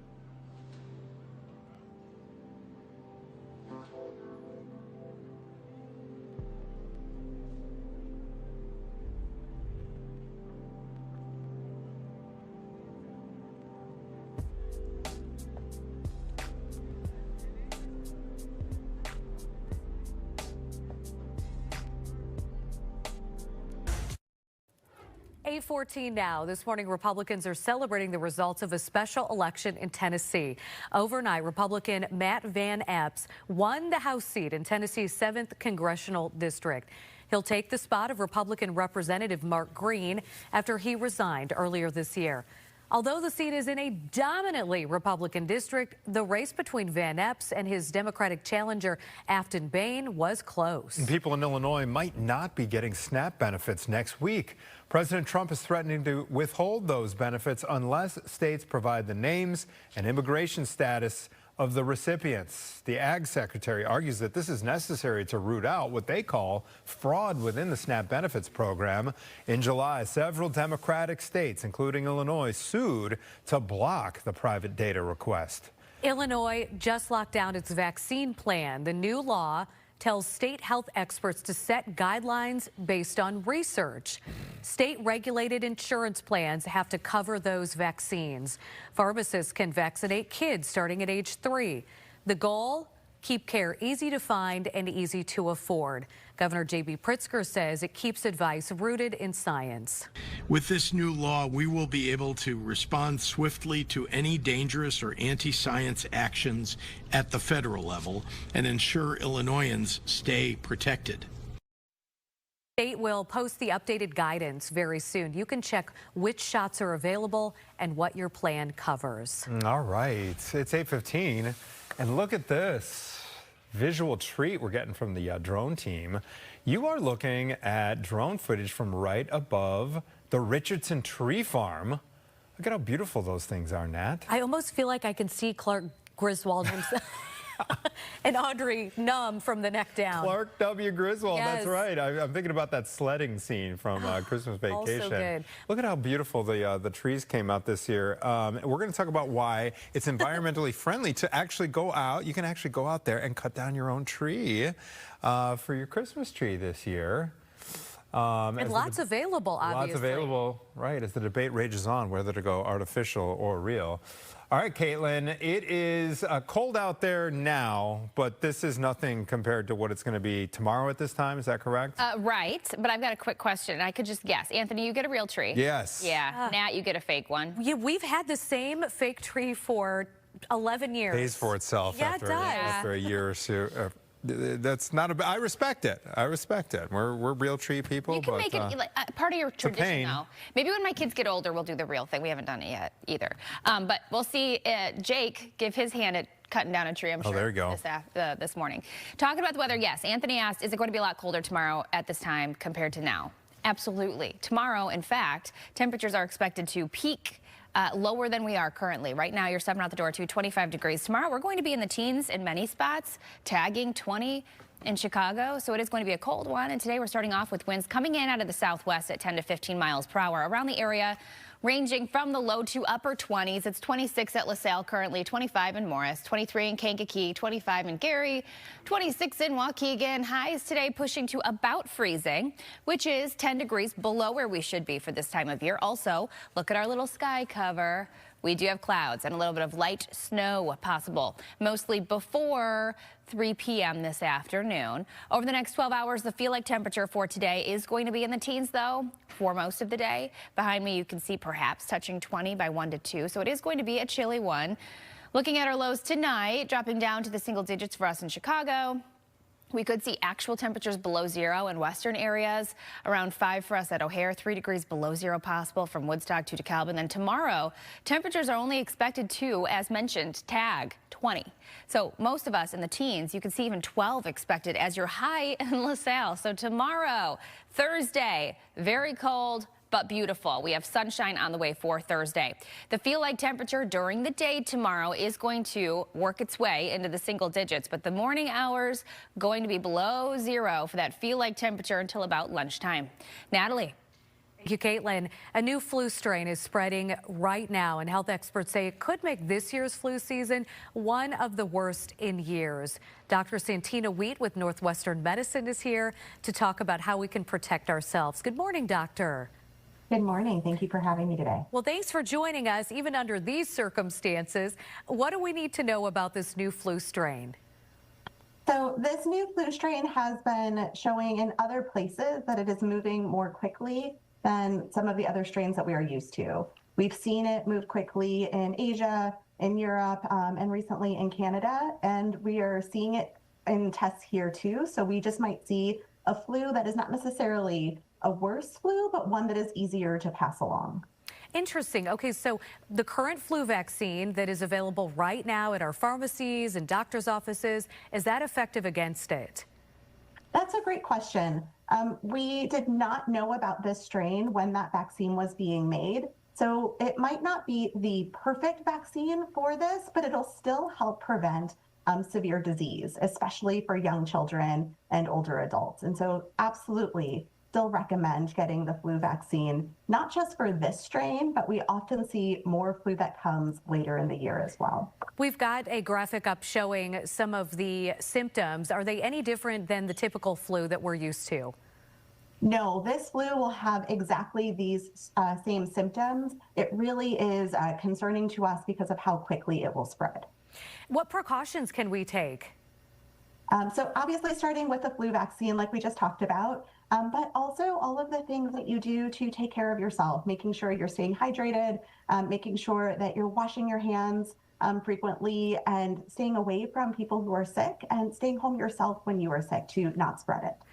All right, this is a personal question. For the first year, I have a child in K through 12 school, and you know, she does not wash her hands as frequently as she did in preschool. So what can parents do at home to protect kids who might be in school and not washing their hands like they should?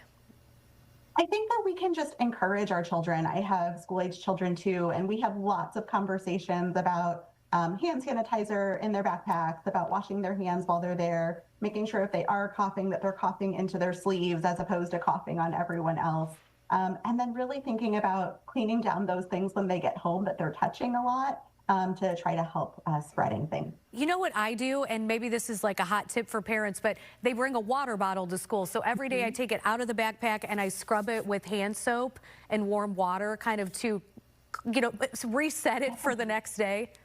Yeah, no, that's a great idea. That is one of those high touch items. It's perfect to wipe that down to make sure that you're not holding on to those germs and increasing the likelihood of your child getting sick. Doctor, thank you so much. Dr. Santina Wheat with Northwestern Medicine. We wish you good health this holiday season. Thank you. You too. Thank you. 8:21. There's a lot coming up at 10 a.m. on Chicago Now. 12 bakers getting ready to kick off a festive competition featuring chocolate treats and boozy bakes. We're going to talk with the judges of the all-new holiday baking competition series right here on Fox. And get this, comedian Jim Flanagan back home in Chicago to headline over at Zany's Comedy Club. Plus, hometown filmmaker Danny Farber shares his journey from Chicago to Hollywood and how he got his start producing videos for Chance the Rapper. All that and much more coming your way at 10 o'clock.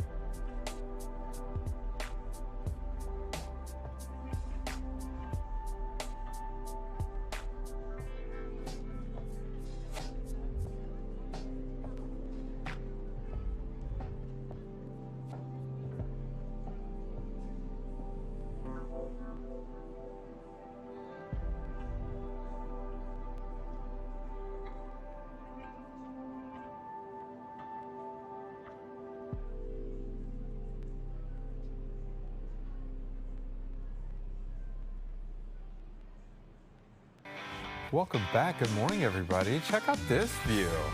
You are looking live from our drone at the Richardson Tree Farm. We got Jake Hamilton out there. This is a cut-your-own-tree facility for this Christmas. How cool is that? Clark Griswold style. All right, get ready to jingle all the way to Soldier Field, everybody. It is the annual Santa Hustle 5K and Kids Dash, which is back.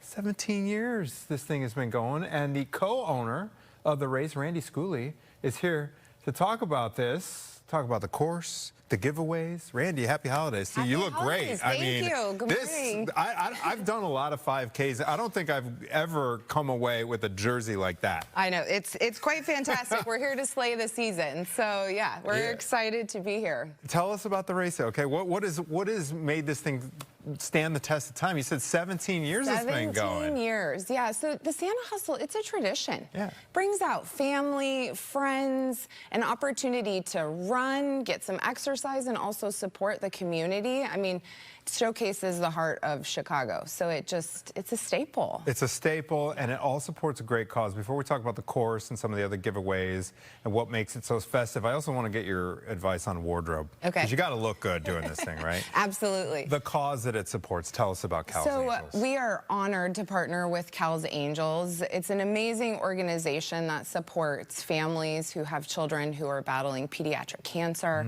You know, it's an opportunity to give back in ways that a lot of us just don't understand. And Cal's Angels does an amazing job of raising money, research, and also supporting those families that are struggling with that. So definitely a reason to give back this holiday season. So it's specifically for families of children who are going through a cancer battle. Okay. What are some of their needs? Can you comment on that? Like what families go through who are in that situation? So there's a lot that they go through. I mean, there's support for the caregivers, not just the children, but parents who are trying to work and navigate their child's emotional needs, medical needs, and then of course just the opportunity to feel normal, right? They want that. So I think money, time, awareness is all something that Cal's Angels could definitely benefit from. I always think about the siblings of those kids too and what they must be going through. Absolutely. It's got to be incredibly difficult for those kids to still feel, you know, loved and a part of the family while, you know, their sibling is needing so much additional attention. So I think Cal's Angels does a wonderful job of bringing those needs to light and encouraging the community to help support. Absolutely great cause. Now, I understand this is not just a kids thing or 5K. Was there a 10K too that we you could did. do? So Exciting let's talk about all these races. They're happening Saturday, and they're right around Soldier Field, right? They are, yep. So they start and finish at Soldier Field. We are so excited to announce that we added a 10K this year. So 10K, 5K, Kids Dash. We kick it off with the kids and let them run. Santa Claus will be there high-fiving, cheering them along. So great opportunity to get your Christmas photos done. And then we'll start the 10K, and then the 5K runs all along the lake. It's absolutely beautiful, cold, but beautiful. And then will there be hot chocolate for these kids? There will be hot chocolate, there will be cookies, there will be candies, candy canes, festive music, and of course, thousands of Santas dressed. Is that the recommended? I was going to ask you how you should dress. I know for like the turkey trots, a lot of people get into the festive attire. What kinds of stuff do you see out there? So you see everything. You see everything from Santa, Mrs. Claus, elves. You're going to see the Grinch even. You'll see a little bit of that, not as many of those, but you will see them. So you'll see a sea of red, a sea of green. It's absolutely the coolest thing in the world to see. If folks want to sign up, they've got a few days to get that done. Where do they head? SantaHustle.com/Chicago. Okay, easy enough. Randy, thank you so much for being here. It was Appreciate it. Hope it's a great year. I hope the 10K goes well. I commend those folks for running more than 6 miles out there. I do too. It's going to be great. It's a wonderful opportunity. Love it. Thank you for having us. Happy holidays. Yeah, thanks for coming in. Really appreciate it. It's 8:29. Don't give up on your holiday budgets just yet. We are going to check in with personal finance expert Rachel Cruz about how to figure out what you can afford between now and Christmas without breaking the bank, Caitlin. I love Rachel Cruz. She's my favorite. All right, today we do have clouds in place. It's going to be a cool day, below normal, but very cold temperatures on the way tonight and tomorrow. Tomorrow, some of us not climbing out of the teens. A full check of your forecast is coming up. First, though, tossing it out to Gabby to see what she's getting into this morning. Oh, Caitlin, I'm a lucky duck. You know, sometimes you wake up in the morning, you don't know what the day holds. If I would have known I'd be smelling this nice, fresh chocolate and being here talking about Chicago Chocolate Rebellion, I would have perked right up. Yeah, they're taking over the city, the suburbs, and beyond. We're telling you all about this organization and a little behind the scenes on the preparation of this fresh, nicely sourced chocolate. Ooh.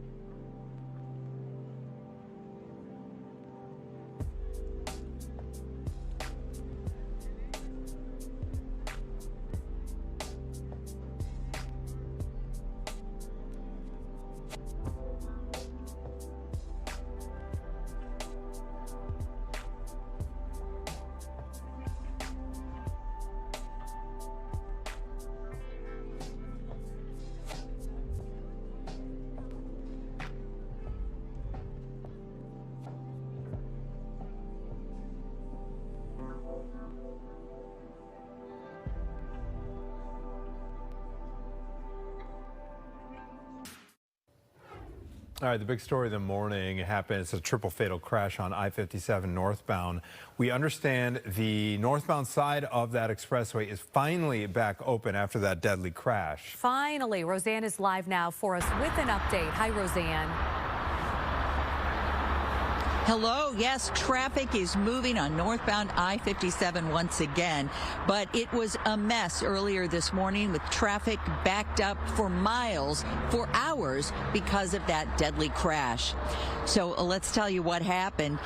It was a trail of destruction that was left behind. It forced the closure of all northbound lanes between 127th and 119th. Illinois State Police confirming 3 people were killed and at least 5 others taken to the hospital. Several cars were heavily damaged after police say there were actually 2 crashes. The first involving 3 cars and then a secondary crash after a different vehicle hit some of the victims of the first crash.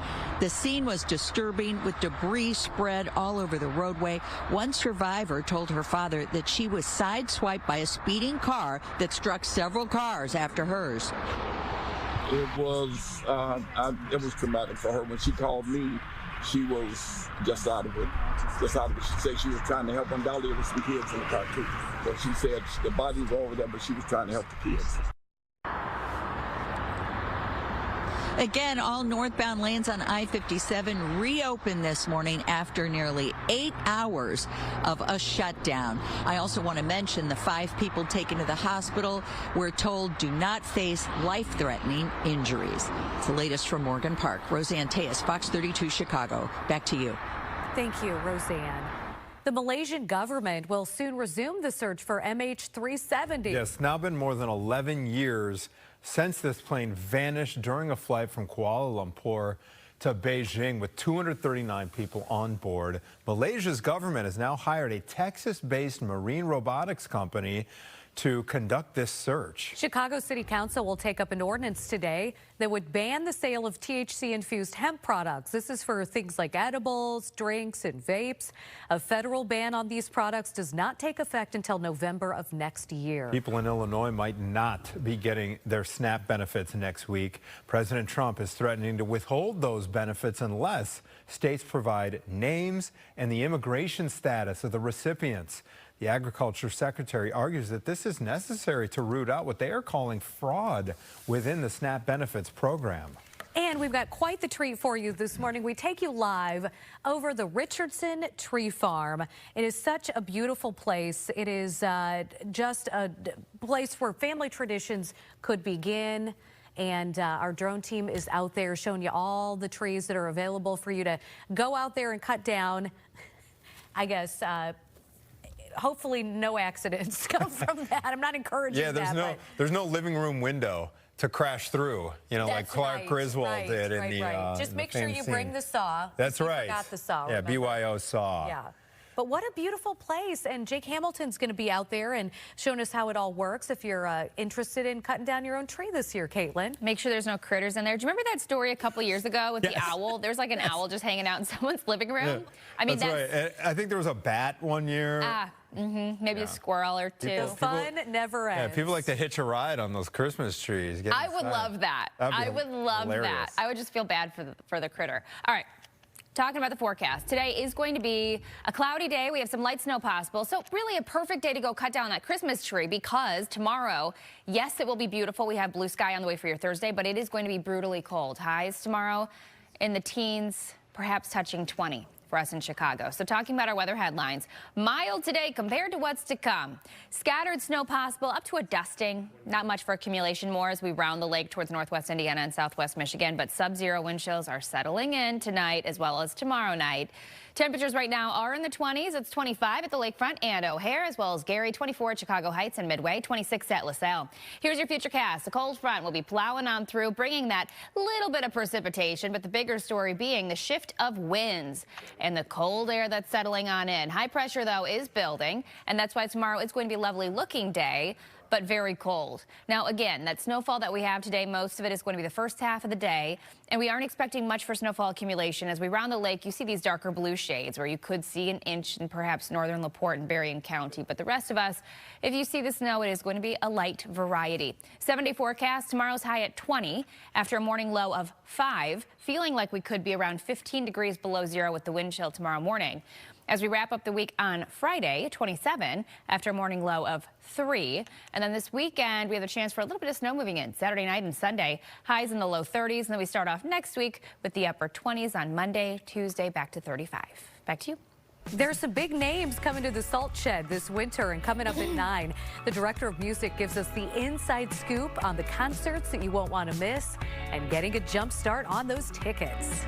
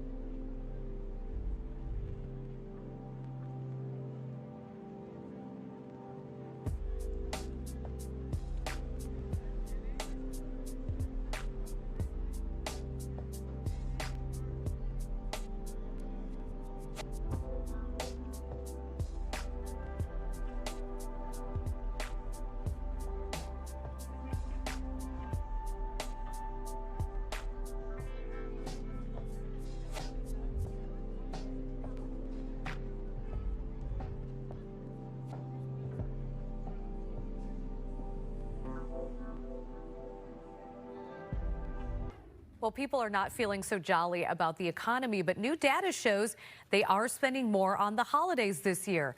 Personal finance expert Rachel Cruz is here with some advice to get the most bang for your buck while staying out of debt. And I have to tell our viewers, I did peek ahead, and this is great advice, Rachel. So I want to dive right in. How do you create a zero-based holiday budget? Yes, well, this is really an important piece because it's going to allow you to stay on track and, like what you just said, to stay out of debt. So you want to figure out how much money you have to spend this holiday season, especially when you're buying gifts for people. So figure out how much money you have. And then you want to put everyone's name down on a list and put a dollar amount next to their names. Now, that sounds really terrible, but listen, this is part of the planning so that you know how to stay within your budget. And so what that's going to do, again, is give you a plan. So as you're shopping, whether you're on your phone or your computer, you're out at a store, your emotions don't override your facts. So you're able to go back to that list and say, I'm sticking to this dollar amount. What about the holiday budget inventory? I thought this was a great idea from you. What to keep and what to cut? Yeah, so look at your current budget today. And if you're not doing a budget, EveryDollar is my favorite budgeting app from Ramsey. But look at what you're spending today this month. So maybe it's cutting subscriptions, right? December, usually a renewal starts to happen. And maybe you say, hey, I'm not going to renew that app. this year, and I'm going to save $60 by doing that. I'm going to cut some things out. I'm going to look to see how much we spend going out to eat, and maybe we cut back for a few weeks on that. So if you need to find margin, cut back where you are currently, and then look ahead and say, hey, are there things that we've done every year, and maybe we adjust those to get margin back in our budget. So again, it's all about being proactive and intentional with your present money situation. The importance of contentment as well. You had said here in your notes that, you know, keeping up with the Joneses, but they're broke. So try not to do that. That's right. 78% of Americans live paycheck to paycheck. So if you're keeping up with everyone around you, again, you're keeping up with people that are broke. And so we want to be able to say, listen, this is what's best for our family. And contentment is a message that we can talk about, obviously, all year long. It's something that I need more of. I talk to my kids about this because the truth is it's okay to have nice stuff. We just can't let our nice stuff have us. And if we believe that our happiness, our contentment, if we just get that gift this holiday season, everything's going to be great. The truth is, we know that's not true as adults. And for our kids, if I ask my 3 kids what they got last year for Christmas, they probably don't even remember. So just keep the reality check of your money and, again, where you're actually sourcing your happiness and your joy from, because it's usually not stuff. Finally here, the impact of those tariffs. Everything is more expensive. What can you do to save? It is. So the earlier you can buy, the better off you're going to be. Not only are you going to be able to save on some shipping costs, but you're also going to be able to price compare because, again, what's crazy to say is this holiday season, it actually may be cheaper to buy products made here in the U.S. than internationally, depending on where they're coming from. But again, the earlier you can do all of this, your research and actually planning, the better off you're going to be versus these last-minute shipping costs that usually will rack up. All right, Rachel Cruz, thank you so much again for your time this morning. Absolutely. Thanks for having me. Happy holidays. It is 8:44. Hey, Caitlin. Hey, Rachel wrote a book called Love Your Life, Not Theirs, Not Yours. Love Your Life, Not Theirs. So that's kind of the keeping up with the Joneses, Natalie. Such good tips. All right, let's talk about this weather, shall we? It is going to be a cloudy day. We have the chance for some light snow. But then the bottom drops out. And tomorrow morning, we're going to feel like we could be well below zero. So let's get into it. First of all, current conditions. We have the clouds I mentioned, but that light snow is going to be sporadic. And most of it is going to be before 3 p.m. this afternoon. And as far as accumulation goes, we expect perhaps up to a dusting more as you round the lake towards northwest Indiana. Southwest wind right now at 14 miles per hour. So it's a little bit windy out there, but the temperatures, they're not terrible. We're actually warmer than we will be tomorrow in the afternoon. Right now it's 25 degrees at the lakefront and in Gary, 23 in Aurora, 26 at Woodstock, 27 at LaSalle. Temperatures today pushing to the low 30s, which is a whole 10 degrees below normal.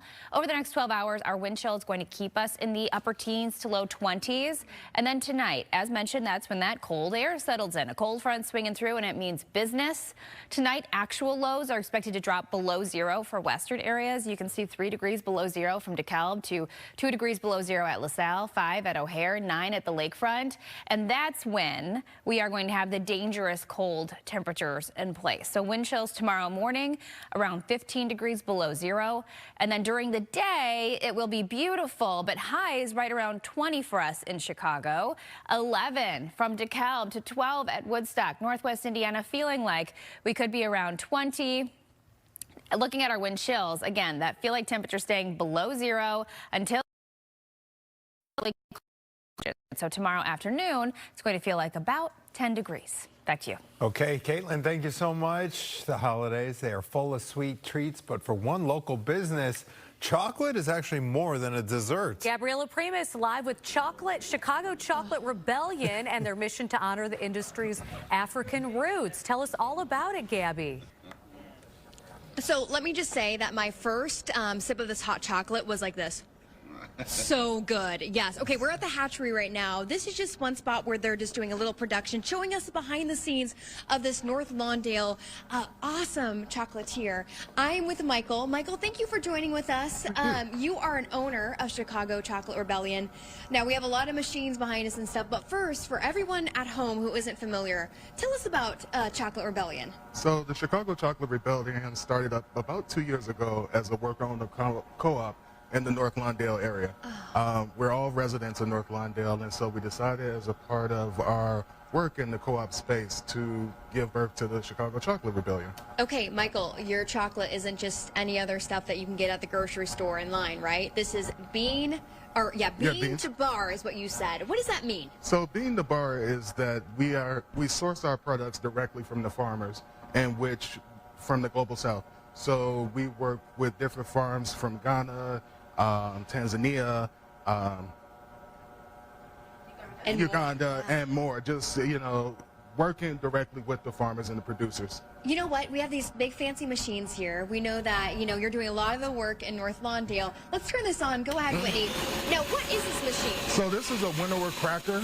And so once we get our beans in, what we do here is basically pour our whole beans in after roasting. And so from there, it takes the shells off of the beans, and it gives us the nibs. Oh my God. Did you ever think that you'd be this skilled of a chocolatier? A year ago, not at all. But today, just working with this, it's been amazing to learn this and actually see the difference in commercial chocolate versus craft chocolate. You know what? You guys are blessed in the West Side, and it's so awesome to see. I'm also with Whitney. Whitney, you were the LCDC. Let's talk about how much of a difference this makes for this community. Of course, yeah.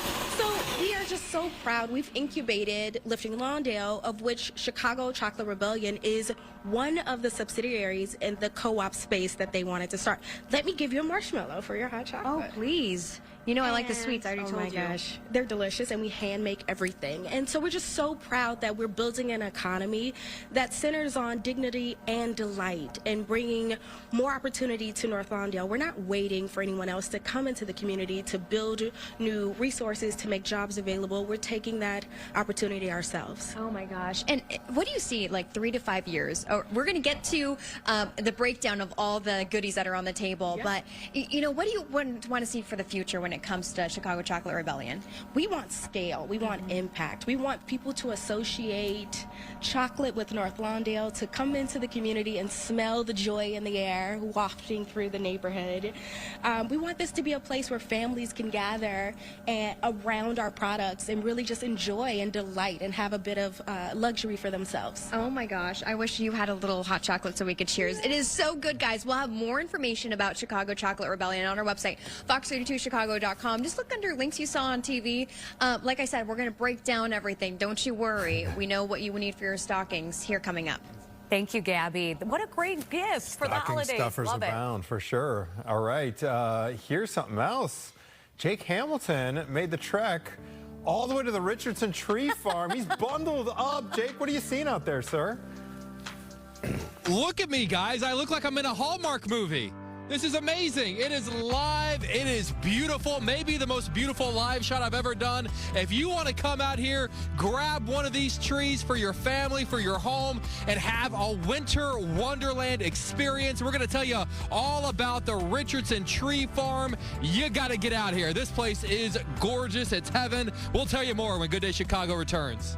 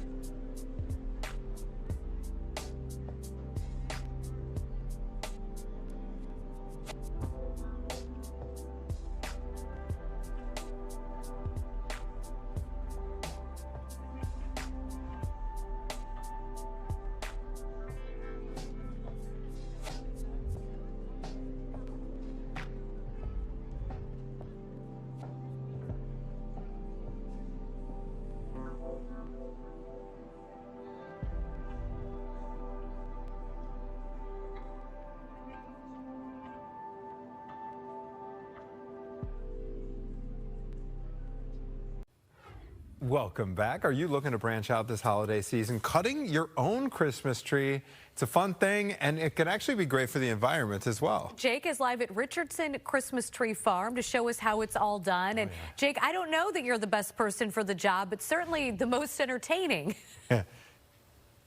Listen, I've lifted an axe in my day. I have several designer flannel shirts, and I'm only wearing a little bit of makeup out here on the farm. Guys, this very well might be one of the most beautiful live shots I've ever done. I mean, take a look around. This is as close to a winter wonderland as you're ever gonna find.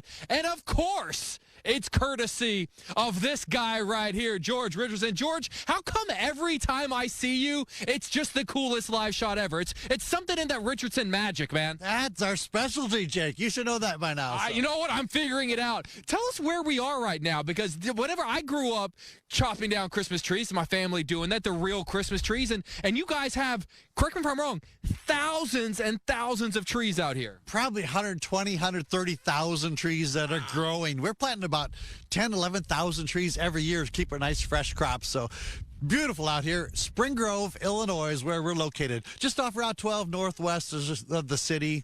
It's an easy drive. We made it out here. Now, for people that come out, I mean, obviously, yes, you get the tree. And look at the trees. The trees are gorgeous. So you're going to go home with a tree. And you also get the experience. I mean, like, kids are going to remember this when the families come out here. I hope so. That's our specialty. The wagon ride, the free hot chocolate, the warm barn with the restrooms, donuts. Oh, my gosh, they're making fresh donuts right now. We will be getting some when we're done with this live shot. We have to have one before you leave here today. So that's hopefully a really nice rounded out experience. We want to feel really good when they come. And it's also a nice, good, environmental friendly way to kind of have a natural tree in your home. Thank you. Real trees, 100% recyclable. A home for butterflies, wildlife, all the years that they're growing, absorbing carbon dioxide, producing oxygen. What more do I say? And 100% recyclable. I love that. And you know what? Also, a really nice, affordable price. If someone wants to come out and grab one of these trees around us, how much is one of these trees going to cost? These are $95 for any. That feels like a great deal. Our farm. Yep. I mean, especially when you consider, like you said, the experience of coming out here. Now, correct me if I'm wrong. You know, all this winter wonderland around us right now. This wasn't here on Friday. Oh, no, I turned the snow on today. You hit it just for us. You may have done a little too much on Saturday, if I'm being honest, George. But this is, I mean, I'd imagine you're going to have a lot of families coming out here taking maybe some Christmas card photos. It's just beautiful. There's nothing that I love more than seeing the families walking through and Dad's pulling the sled with the kids on it and stuff. It's such a great time and a really nice memory. I feel like Hallmark's going to be knocking on your door. They're going to want to come film a movie out here or something. Really quick, we're going to be back with you again in the next hour, but where can people find more information? Because they're going to want to come out here and see this for themselves. Well, our website, richardsonfarm.com, has got all the information on it. It's Spring Grove, Illinois, so northwest of the city. It's an easy drive. George, we appreciate you, man. Merry Christmas. We'll see you in the next hour. Guys, it is beautiful out here. Like I said, I feel like, like in a Hallmark movie where like the city boy comes in and then like, you fall in love with like the small town girl and she turns out she's like Santa's daughter or some crap like that. Like I feel like I'm in the middle of like one of those kind of movies. Get him an axe. Get him a hatchet. Sure that he doesn't get lost. That's Keep right. a close eye on him There's there. Jake Hamilton, everybody. We'll be right back with the 9 o'clock hour of Good Day right after this. Good morning. Fox.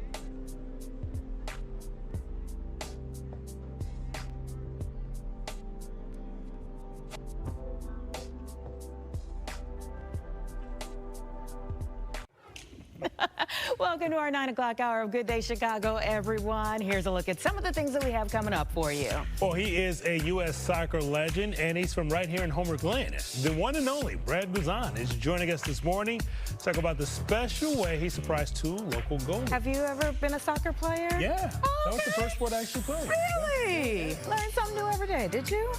No. No, it wasn't my thing either. It wasn't my thing either. Oh, plus, we were getting a preview of a massive event that kicks off Chicago Restaurant Week. Now, the host chef of First Bites Bash 2026 is in the hallway, and it's looking good right now. It's looking good. He's giving us a sneak peek of next year's big extravaganza. Jonathan Sawyer, a giant in the Chicago culinary world. Oh, our drone team is giving us a bird's eye view of the Richardson Christmas Tree Farm. Jake Hamilton will be back to give us a preview of everything the farm is offering this holiday season. Man, had to get out there. That was cool, right? Get some big boots. Yeah, right. Speaking of those boots, you need boots, scarves, hats, all the things, because it is cold out there, Caitlin. Yes, it's cold today. Even worse, temperatures on the way tomorrow, only going to be in the teens for most. Yes, that Christmas tree farm looks beautiful. And if you're going to go, today would be the day to be outside because, believe it or not, today is actually going to be mild compared to what's to come. As I just mentioned, 25 degrees right now at the lakefront, 26 at O'Hare. It's warmer now than it will be for our high tomorrow. So keep that in mind, making your plans. Today, yes, it's cloudy, but at least the temperatures are okay. We are about 10 degrees below normal this afternoon. So as mentioned, right now we're seeing a good range of the low to upper 20s. And over the next 12 hours, this is what it's going to feel like outside. So the wind chill today keeps us in the upper teens to low 20s. And then as we get into this afternoon, we're going to have the clouds still in place, temperatures in the low 30s, and the chance for a little bit of light snow. You can see some scattered snow showers. This is 5 p.m. and most of it coming down southeast of Chicago before things clear out tonight. And that's when the bitterly cold temperatures settle on in with that northerly breeze. Temperatures are going to feel like we could be 15 degrees below zero tomorrow morning to start. So that wind chill is everything tomorrow. So for tonight, the actual low right around 5. The wind is coming in out of the northwest, gusting up to 20 miles per hour. And tomorrow, a high of 20. If we're lucky, most of us are going to be in the teens with that northwest wind continuing at 15 miles per hour. And then temperatures are slowly going to improve. You can see our extended outlook here as we head to the weekend. Temperatures back to the upper 20s on Friday. This weekend, right around freezing, maybe just below. Low 30s are expected. Monday, 28, and then next week we're looking at the 30s, which again is below normal. So cold, wintry weather continues. Back to you. Okay, thank you, Caitlin. We do have a breaking story that we want to get to this morning. It's affecting the morning commute, has been all morning. Yeah, we've learned that at least 3 people are dead following a crash on I-57 inbound this morning. Roseanne Tejas is live this morning with the latest. Well, the good news is that northbound I-57 is back open and traffic is moving after a nearly 8-hour shutdown due to a deadly crash earlier. That shutdown right between 127th and 119th Streets. It was actually back-to-back crashes that happened just after midnight. Illinois State Police saying 3 people were killed and 5 others taken to the hospital. The first crash involved 3 cars. The second involved a car that struck the victims from the initial crash. All of those cars were heavily damaged and debris was spread out all over the area, making for a lengthy cleanup. State troopers were, as I said, on the scene nearly 8 hours. Arthur Thomas is the father of a crash survivor who described a horrible scene. My daughter was involved in an accident. A car sideswiped and then tried to run off the road on 57 going north at between 119th and 127th. And the cars had hit a couple of more cars, and they ran off the road, and when she stopped, the car they hit in front of her, I guess they knocked the people out of the car. Illinois State Police opening I-57 just a little after 9 this morning. As you can see, traffic now flowing, but the damage was done for so many commuters earlier today. I also want to point out the 5 people taken to the hospital. We're told they do not face life-threatening injuries. So another bright spot in this story. We are waiting to hear more about the victims and exactly how this all unfolded from Illinois State Police in the coming hours. In Morgan Park, Roseanne Tejas, Fox 32, Chicago. We've also learned that a man is dead after being hit by a train while removing snow from that train station. Oh, it's so horrible. Naperville City Manager Doug Krieger says it happened at the station along 4th Avenue, the Metro BNSF train colliding with the equipment the man was driving. He worked with the city as a contractor. The investigation into that is ongoing. An appeals court will soon make a major ruling on a key immigration enforcement case in Chicago. A judge heard arguments Tuesday on whether hundreds of people arrested during Midway Blitz should be released from federal custody.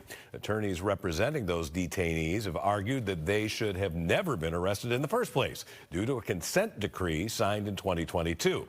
That is meant to limit agents from arresting people without a warrant or probable cause. A judge last month sided with the attorneys, but the government appealed that decision. And Senator Dick Durbin is opening an investigation into the arrest of American citizens during immigration raids. Durbin says his staff has counted at least 40 wrongful detentions in Illinois going back to late summer.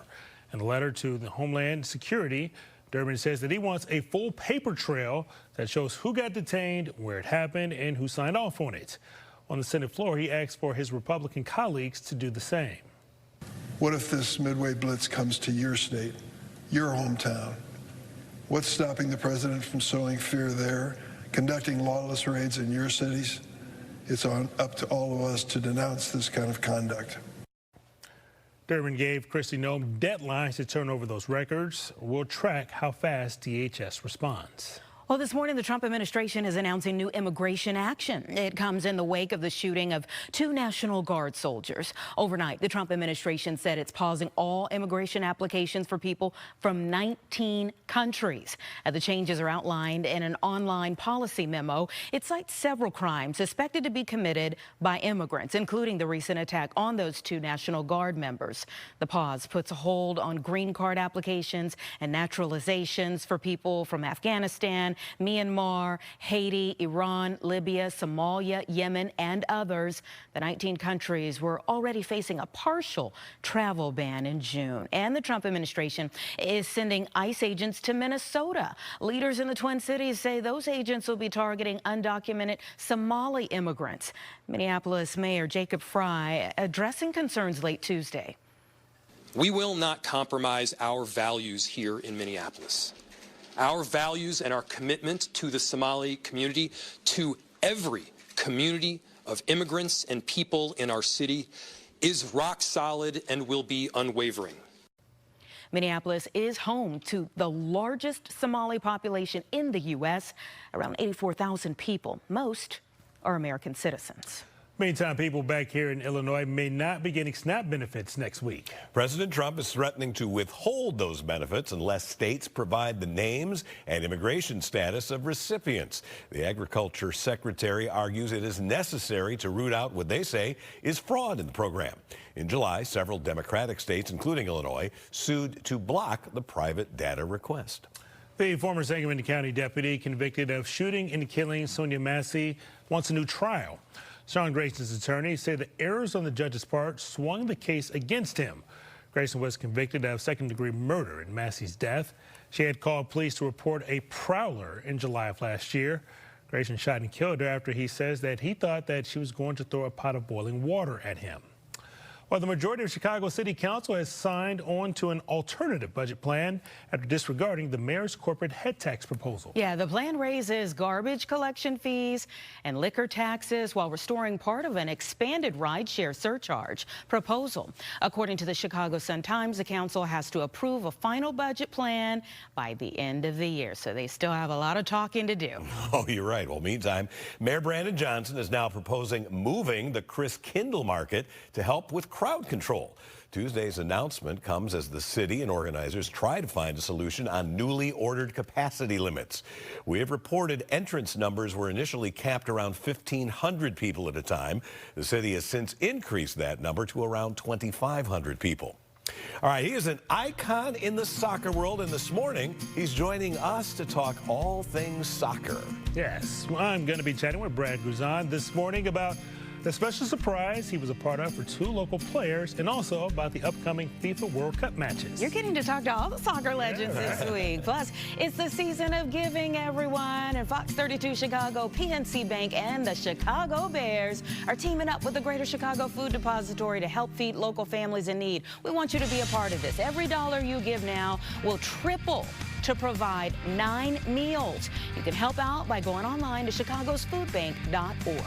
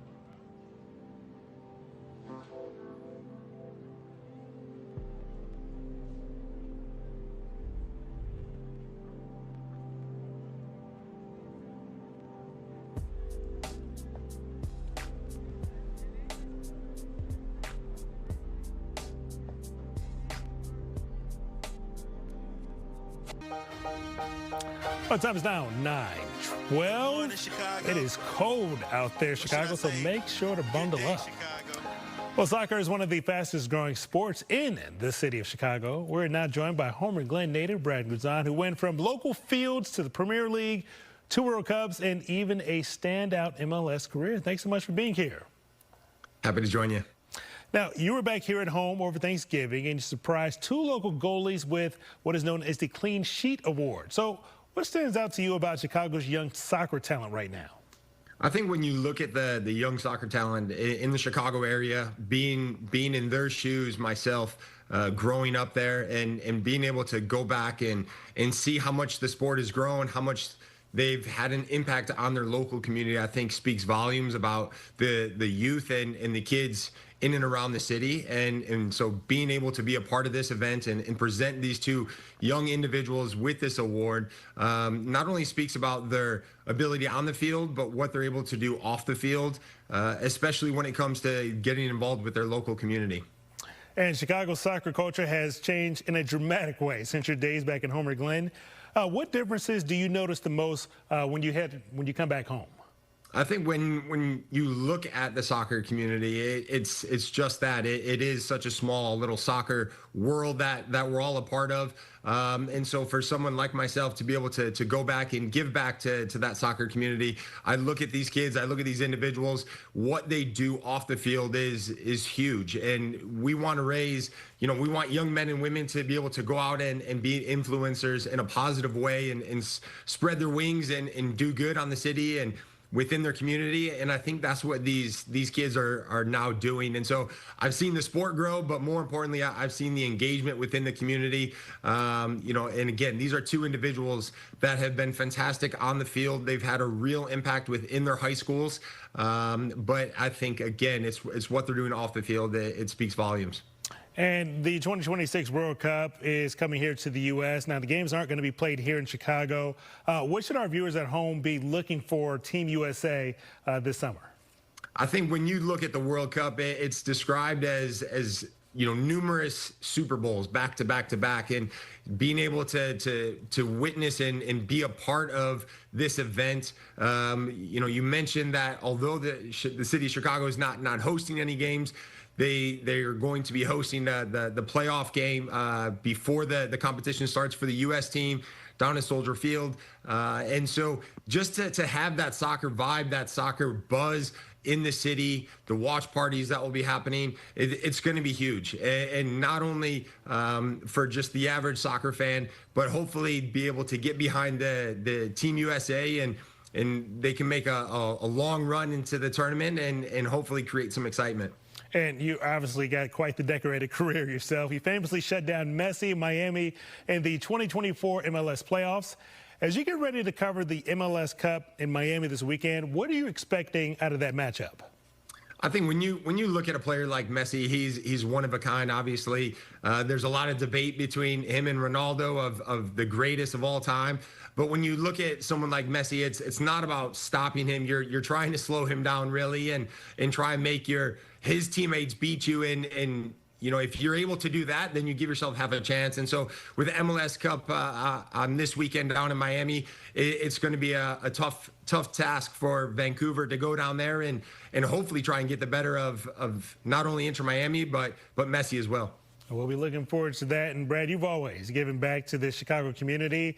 And now that you're stepping into that broadcasting role, what message do you hope to send to maybe Chicago players and especially young and future goalkeepers from your perspective? Just continue to work hard, continue to enjoy the journey of the aspirations to play at the next level, whether that's high school, whether it's college, or ultimately the professional ranks. And, just always remembering to be a good person and give back to your community. And if you're able to do that, I think you're able to leave a lasting impact. And Brad, I got one more for you. Chicago Fire building a brand new stadium here in Chicago. I can see the big smile on your face. What do you think that this means in terms of Chicago as a soccer city?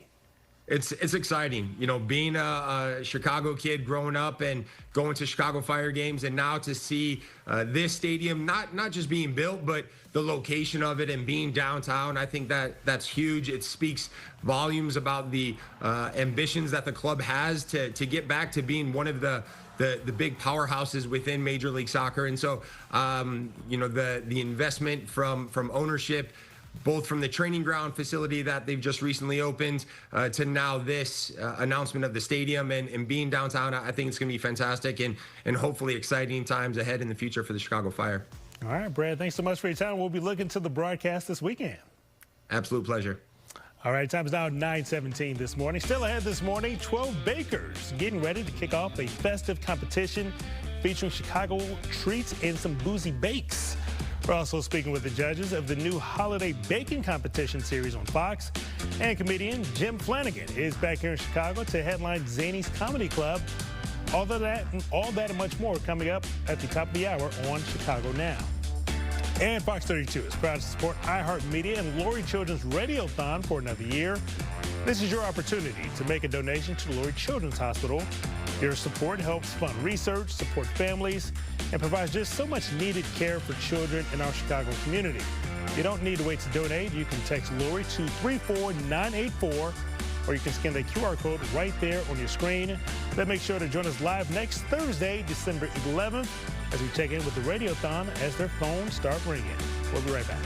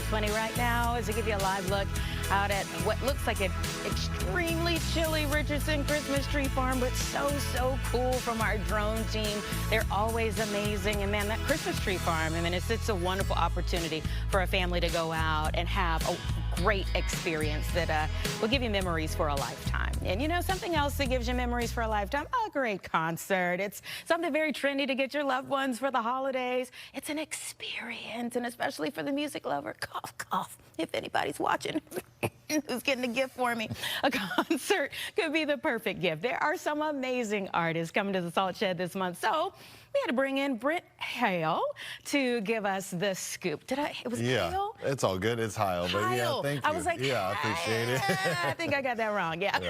Hale. No sweat. Thank you so much for being here. Appreciate it. Of course, it's an honor. The Salt Shed is a wonderful place year-round. My last concert there was like a list of New Orleans bands. Oh, yeah. Dumpster Funk was in there, and there were just so many great bands that night. What are some upcoming shows that maybe have you excited for? For sure. So, you know, the nice thing about Salt Shed is that it caters to a pretty wide, we cater to a wide range. Like when we opened it, it really felt like a moment for the city because, you know, we're the largest independent venue in the city, and because of that, we're able to cater to a wide range of audiences. So like, even just this week, we've got, you know, 2 nights with Hot Mulligan, which is just like some Midwest emo, and then following that is Dijon, which is like, I don't know if you're familiar with Dijon, but he is popping off right now, R&B. He'll be on Saturday Night Live this weekend. Whoa. So very limited amount of tickets available for both those, but looking a little bit down the line, I have to give a shout out to, we have Shaq coming through. What? Shaq Diesel, which is, it's funny to think about Shaq as like this mythical entity that, you know, you never really can do it all. Right, you never really think you'll meet him in real life and or even be around him. So like that's fun. That's at the end of December. Of course, New Year's, you know, love New Year's. You know, we've got, if you're looking for something that, you know, low lift, just not a lot of like, I just want to party. I just want to have fun. I want to take my friends out. We've got Gimme Gimme Disco playing the Shed, which is just a fun disco party. Bring it all out. We'll be going all out with balloons and big New Year's kind of explosion in there. Should be great. And then across our other venues, you know, the group that owns Salt Shed is 16 on Center, hospitality group, and we have Empty Bottle, Space, Thalia Hall. So some amazing shows coming up there for New Year's as well with Dead, incredible local band, and then Snooper and Sextile over at Empty Bottle if you're a art school freak and you want to get down. So. Oh my goodness, there's so many great things that are happening. How do you all go about like choosing who goes where? Sure, you know, it has a lot to do with the size of the rooms. Each room kind of has its own vibe that works for it. You know, the thing about Salt Shed, like I mentioned before, is that it is a big spot. We have the luxury of having both the indoors and the outdoors, which outdoors not really going to be happening for a little bit. But you know, the indoors, there's nothing like it. And you know, I think something that is really special about that room is, you know, it's not just a concert. Like you can come to the Salt Shed. There's an incredible arcade that we partner with Logan Arcade with called Elston Electric there, and an amazing rooftop bar called the 3 Top Lounge. Yes, went to the 3 Top Lounge. I think it's phenomenal. Like it? Yeah, and I guess that's a part of like figuring out, and it took some time for us to figure out, okay, what's the best vantage point? Sure. To like enjoy your experience. For us, it was there, you know, and being able to like look over everything. But then I also thought like on the side at the top was really nice too. Yeah, there's a lot of nice zones to check things out. I mean, that's one of my favorite things about the Shed is like, you know, sometimes you go to a concert and you find your spot and you're just like, okay, I'm gonna live here for 3 hours. At the Salt Shed, it's nice because you can dip out. There's retailers. We have an incredible vintage collective called Umbrella Vintage. We have a guitar store with Fret 12, record store with Loud Pizza, and so on top of that, plus the 3 Top. I mean, my favorite thing about 3 Top is, you know, as an inside scoop, it's always open during our shows. So you can enter through the side up through 3 Top, get a little drink, have a nice view, and then you can enter the shed over this bridge that connects. Yep. And it's just such an incredible way to first experience the room, because you're coming in from the top, looking down at the old shed. It's wild. Yeah, it's amazing that there are so many different really great vantage points for people there. I think you all have done a wonderful job at that, because even like looking back at my footage, I was like, oh, well, this would have been good. This would have been a good place too. Yeah, totally. So let's talk about New Year's Eve specifically. You gave us a little information, but if people still want to come, what do they need to do? Absolutely. You can head to our website. The quickest one is 16onCenterChicago.com. That's 16onCenterChicago.com. If you scroll down, you can see all of our listings. But for the specific venues, go to those websites, and there will be links to buy tickets there. I highly recommend as well signing up for our newsletters. It's the fastest way to get info, and also if we do any kind of pre-sales for upcoming shows, like those are the folks who get the info the quickest. Okay. And I do want to give a quick shout out for Drama coming in January. Chicago duo, been doing it for years. It is a big moment for them, and we couldn't be more excited to be hosting them at the shed. Brent Heil. Hey, got it right. Thank you. At the end. I got it appreciate at the it. end.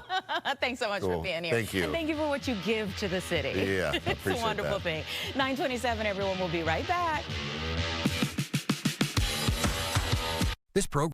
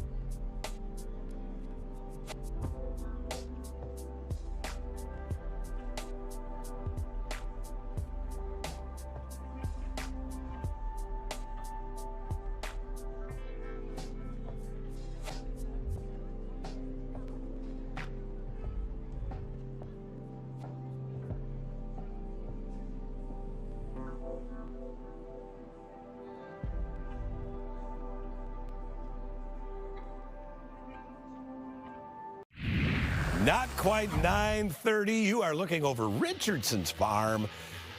Beautiful McHenry County there in Spring Grove. Our drone team out there. Plenty of snow on the ground there. It just looks like a holiday scene. Coming up in a couple minutes, we're going to show you another way to create a gorgeous holiday scene as well, whether you got a tree in it or not. It is mighty cold, and all that snow that's on the ground is not going away anytime soon. Let's talk temperatures, and then we've got to talk about even colder temperatures. You think it's cold now? Wait till tomorrow. Oh, boy. 25 at Midway, 28 at Joliet. It's 27 at Woodstock and Waukegan.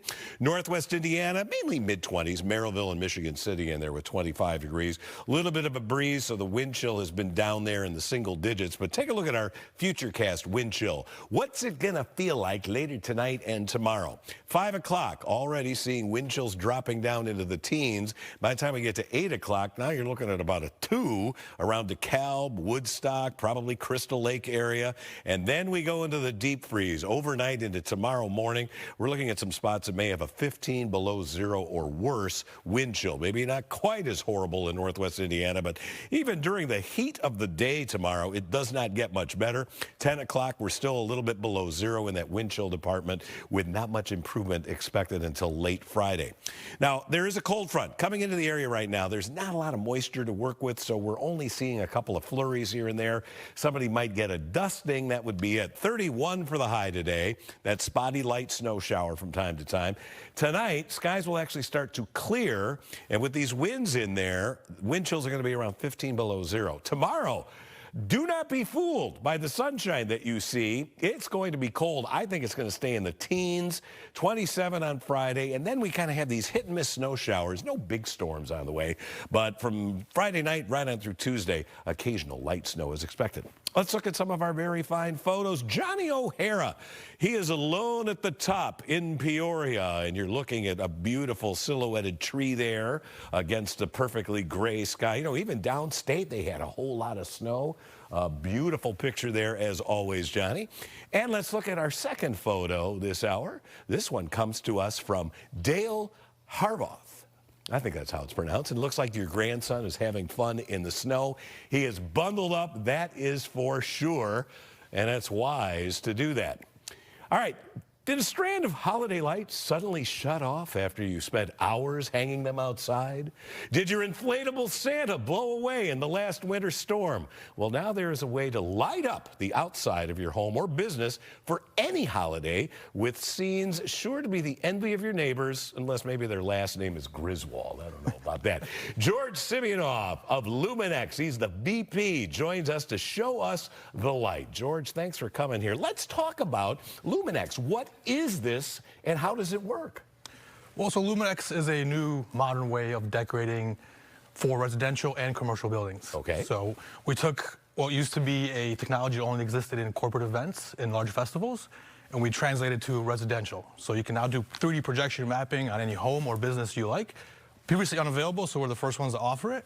And it's, you can see it on your screen now. It's a very festive way and a new way of decorating for the holidays. I mean, this is beautiful. And obviously, this is not just like, you know, a home projector. This is some specialized equipment. And you have to kind of map out the house so that the projection goes right where it's supposed to, correct? Absolutely, yeah. Right. So all of our systems are completely proprietary to us. It's nothing you can buy off the shelf. Okay. So everything is built strictly for residential 3D mapping. All right. So we come out, the installers come out, they map your house specifically.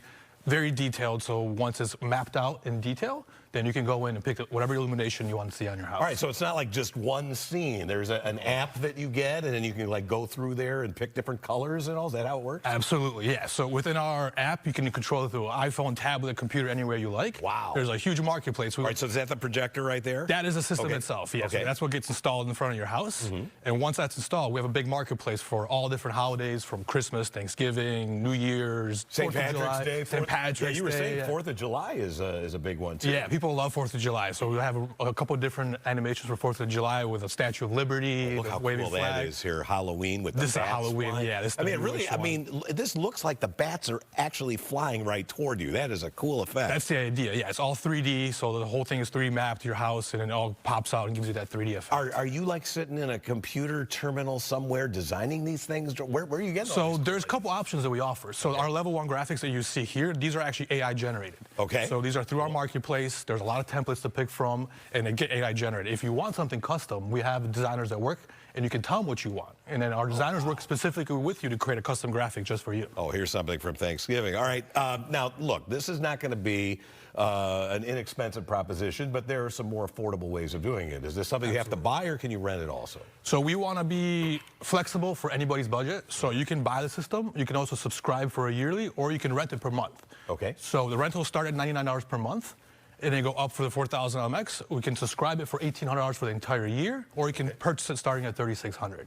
So we want to be flexible with anyone on different budgets and see what works with them. When you consider how much money people spend to have the lights, you know, put up, I know just personally, Laura and I, used to have a guy come and do it. And then Laura was like, we're spending too much doing it. She would be out there. The time and money that you spend, you're talking about a good chunk of change here, but I think it's a great investment, don't you? If you purchase it, that's the beauty. It's a long-term investment. So the systems are rated for about 20 years. So great. if you look at the amount of money you would spend over 20 years on a regular traditional lighting, this would actually put you way ahead. All right, if folks want more information on how to get Luminex at their home or business, what's the website and how can we get it done? So the easiest way, just go to luminex.com. There's a form you can fill out. It'll give you all the information, or you can email us at sales@luminex.com. That's fantastic. George, it's beautiful. Happy holidays to you. Thank you, Mike. And just a word of note here. He is married to the lovely Deanna from Jersey Girls. I'm a blessed man. You are a blessed man. All right, Jake Hamilton is also enjoying some holiday festivity. He's out there at Richardson, and it looks beautiful out there, Jake. It is beautiful. I know a lot of people dealt with a lot of snow on Saturday and over the weekend, but look what it resulted, a winter wonderland. We're live out here, Spring Grove, Richardson Christmas Tree Farm. Not just a place to come out and grab a tree, you have an experience. We'll tell you all about it coming up next on Good Day Chicago.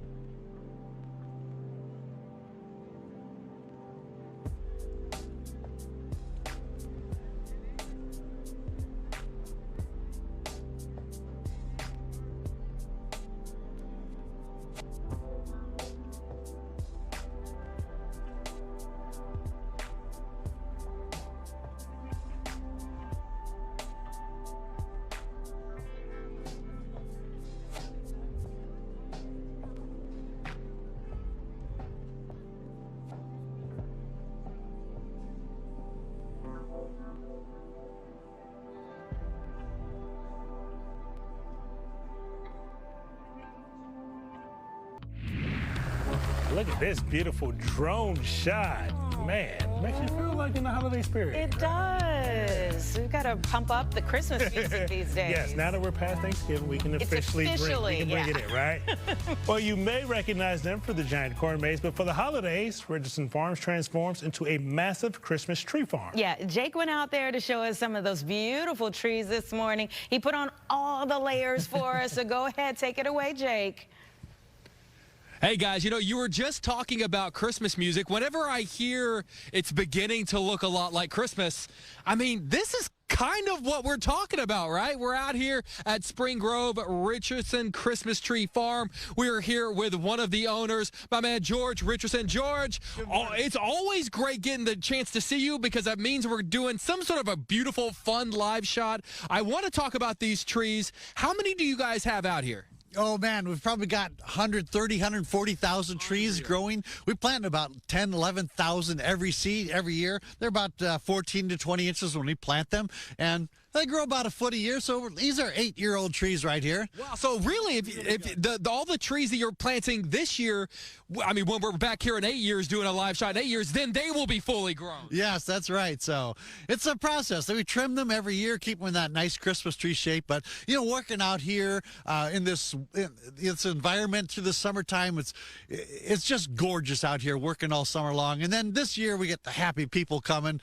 I love it. There's all the families, the kids, and the dogs, and walking through the trees, and Dad over here, I got one over here, you know, and you just, they're shouting, and it's so much fun. It's the experience. It's not just coming out and going home with a tree, which you do. It's the experience of coming out here. George, I got to give you a shout out. We've been out here all morning long. Every time we go live, it starts snowing. And you make jokes about like, oh, I turned on the snow. But knowing you, it wouldn't surprise me if you had a guy in the back just turning on the, because every day it wasn't snowing until we just went live. And now we got some snow coming down. Yeah, it's an app on my phone. It's a new one. So honestly, it would not surprise me of all people. But this is really such a great experience. How much is it going to cost for someone to take home one of these trees? $95, any size tree out here in the fields. And we've got some pre-cut trees up to 12 feet tall. Special prices on those. But after that, big warm barn, restrooms, cooking fresh donuts all along there, beer, wine, gelato, warm place to sit down and rest. It's we got it all. So. Now, I got to ask, in the spirit of Clark Griswold, are you coming out here and chopping down your own tree? Is that a part of the experience? You know, most people do cut down their own Christmas tree. We'll help you if you needed to. But, yeah, we've got saws to borrow. Guys bring their own powered saws, you know, and things like that. Is it BYOS? Is it bring your own saw? Some of them do, yes. The electric ones, hopefully, so, yeah. I love that. Where can people go to find more information if they want to come out here?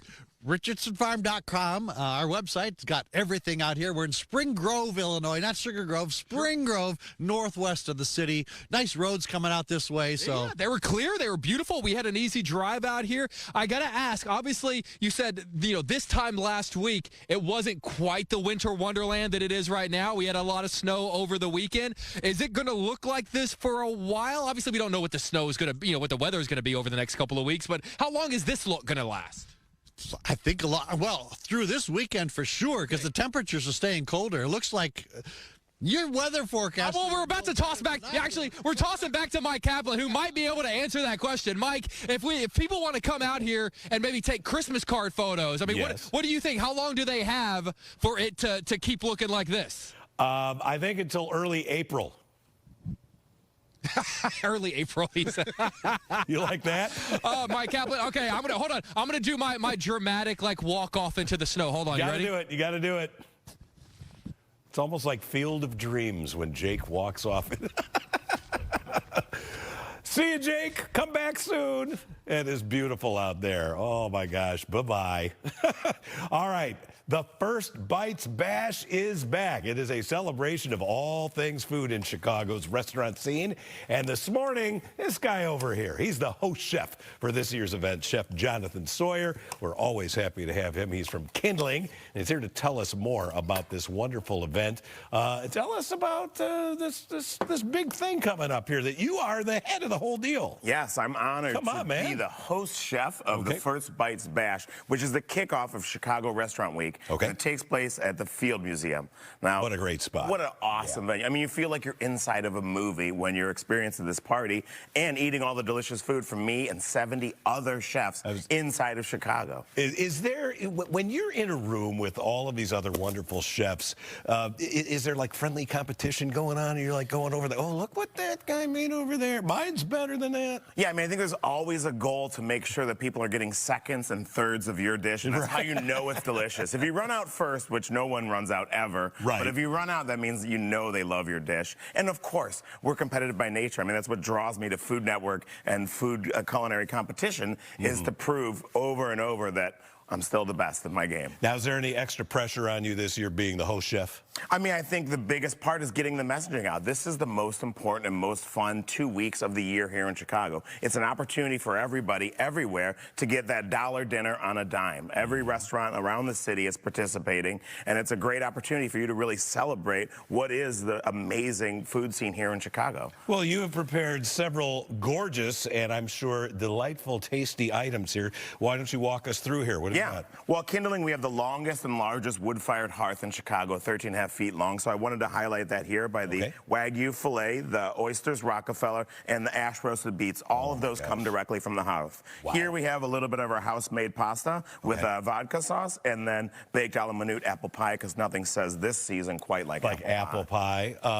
Which of these things, Chef, should I try? Should I go with the Wagyu? Yeah, I think you should have a bite of Wagyu and then a bite of pasta, and I'll just tell people the most important thing is to log on and get your tickets. They do sell out every single year. So you got to go to choosechicago.org or firstbitesbash.com to grab those tickets and see all of my friends and myself at the Field Museum January 22nd. All right, so that's really coming up pretty quick there. Yep, it's right around the corner. And the cost again is? It's $120 for tickets, I think, for general admission, and there are some VIP options available. VIP options, which get you what? An opportunity to chat with Jonathan Sawyer? Sure, I'll sign some headshots, you know, I'll tag you an Instagram post, but yeah, that's it. Now, you are going to be on, you mentioned the fact that you are still a very active participant in a lot of cooking competitions.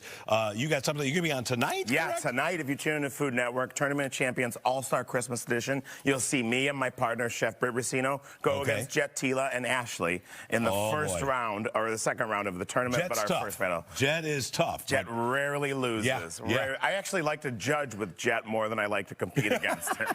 But Britt's good. I mean, come She's on. awesome. Yeah, you're going to Yeah, we have a great team and a great camaraderie. All right, and then, of course, you're also doing a lot of judging as well. Tell us about one of the other shows that's coming up here that's new, right? Well, there's a double secret show coming out from Guy Fieri. You guys got to tune in May to see it. It's one of the most elaborate sets I've ever been on. We build an entire town center and 4 restaurants inside of there, so you got to tune in to see it. That's fantastic. All right, give us again the time for folks to come there for the kickoff for Restaurant Week. Yeah, January 22nd is this event. It's at the Field Museum. Log on and get your tickets now and support Choose Chicago and all the wonderful restaurants that are going to be there. That First Bites Bash is going to be a big hit. Chef Jonathan Sawyer, great to have you in the house. Glad to be back. Keep up the good work there in the at Willis Tower. You know it. You know, keep thriving there. All right, we're going to be back with, speaking of Willis Tower, I think maybe that's a shot from the tower. We will be back with more of Good Day right after this.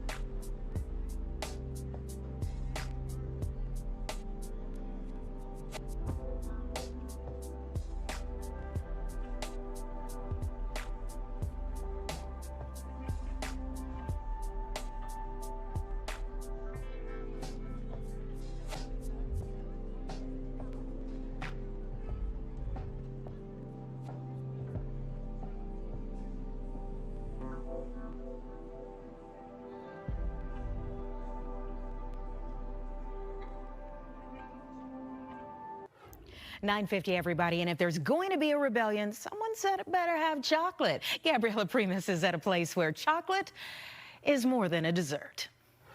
Look, I've had enough chocolate off air. I'm just sticking with the hot chocolate on air. Chicago Chocolate Rebellion, taking over the west side, the city, suburbs. Like I said, it's going to be everywhere, and it's perfect for Christmas time. You know what? I'm going to bring in Valerie Stricken. Let's have you over here, Valerie, because you're an owner of this great chocolate operation. Tell me a little bit about Chocolate Rebellion. Chocolate Rebellion is a chocolate that we source from Côte d'Ivoire. It's a bean-to-bar process. We get the beans and we process them into the yummy treats you see here on the table. They're so good. Okay, Yes. we promised everyone. What is everyone going to see on the table here? Okay. So let's go through some of it. How about these hot cocoa bombs? Hot cocoa bombs. We have a dark chocolate, which is 70% cocoa. We have a milk chocolate, which is 45% cocoa.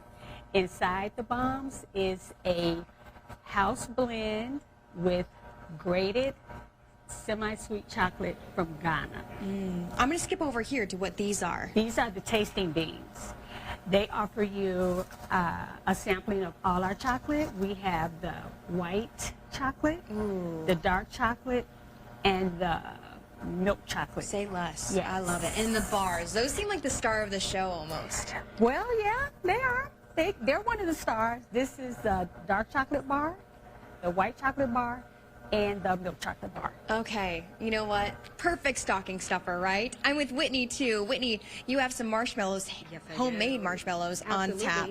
Let's talk about your work with LCDC and how it's impacting and how proud you are to see this Chocolate Rebellion come to life. That's a phenomenal question. We're just so enthusiastic about the work we're doing with Chocolate Rebellion because not only are we bringing sweet treats and joy to the neighborhood, we're doing it in a way that brings dignity and economic vitality to the community. So we're just so excited. This chocolate I'm drizzling on these lovely marshmallows in front of you is actually from the west coast of Africa, Côte d'Ivoire, which is the #1 chocolate producer in the world. So we're going from places on the west coast of Africa to the west side of Chicago. There you go. I mean, what a better selling point than that, right? Oh, all right.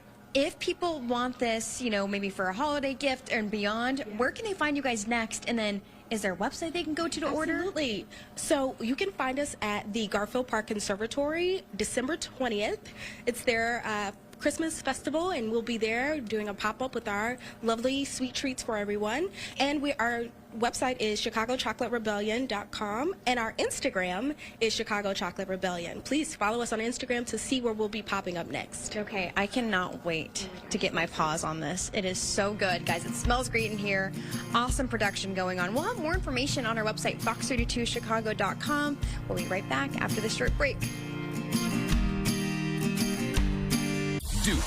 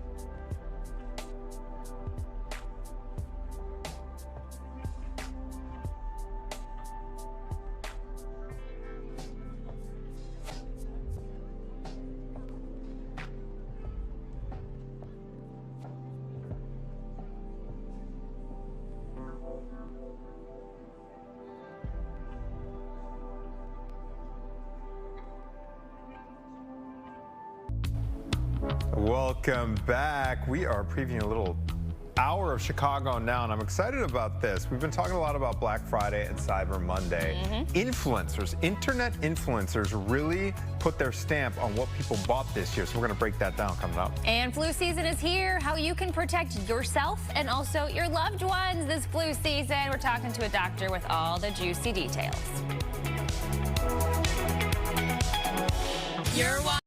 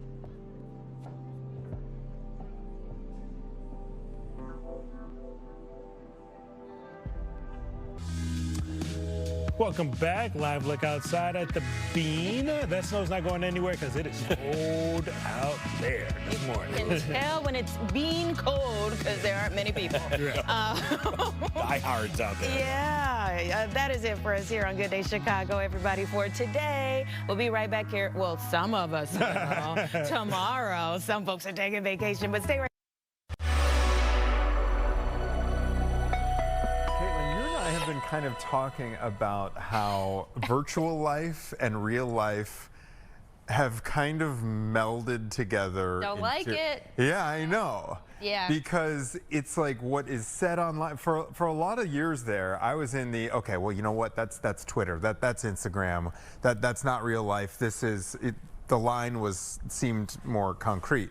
Nowadays, people are doing things because of what they see online, and the lines are just blurred, right? Yeah. Am I right on this? Also, AI is becoming so realistic that even I have fallen, or like, I don't know if this is AI or if it's not. Like some animal videos I've seen, and you know, It used to be, oh, come on, you know that's fake. No, not anymore.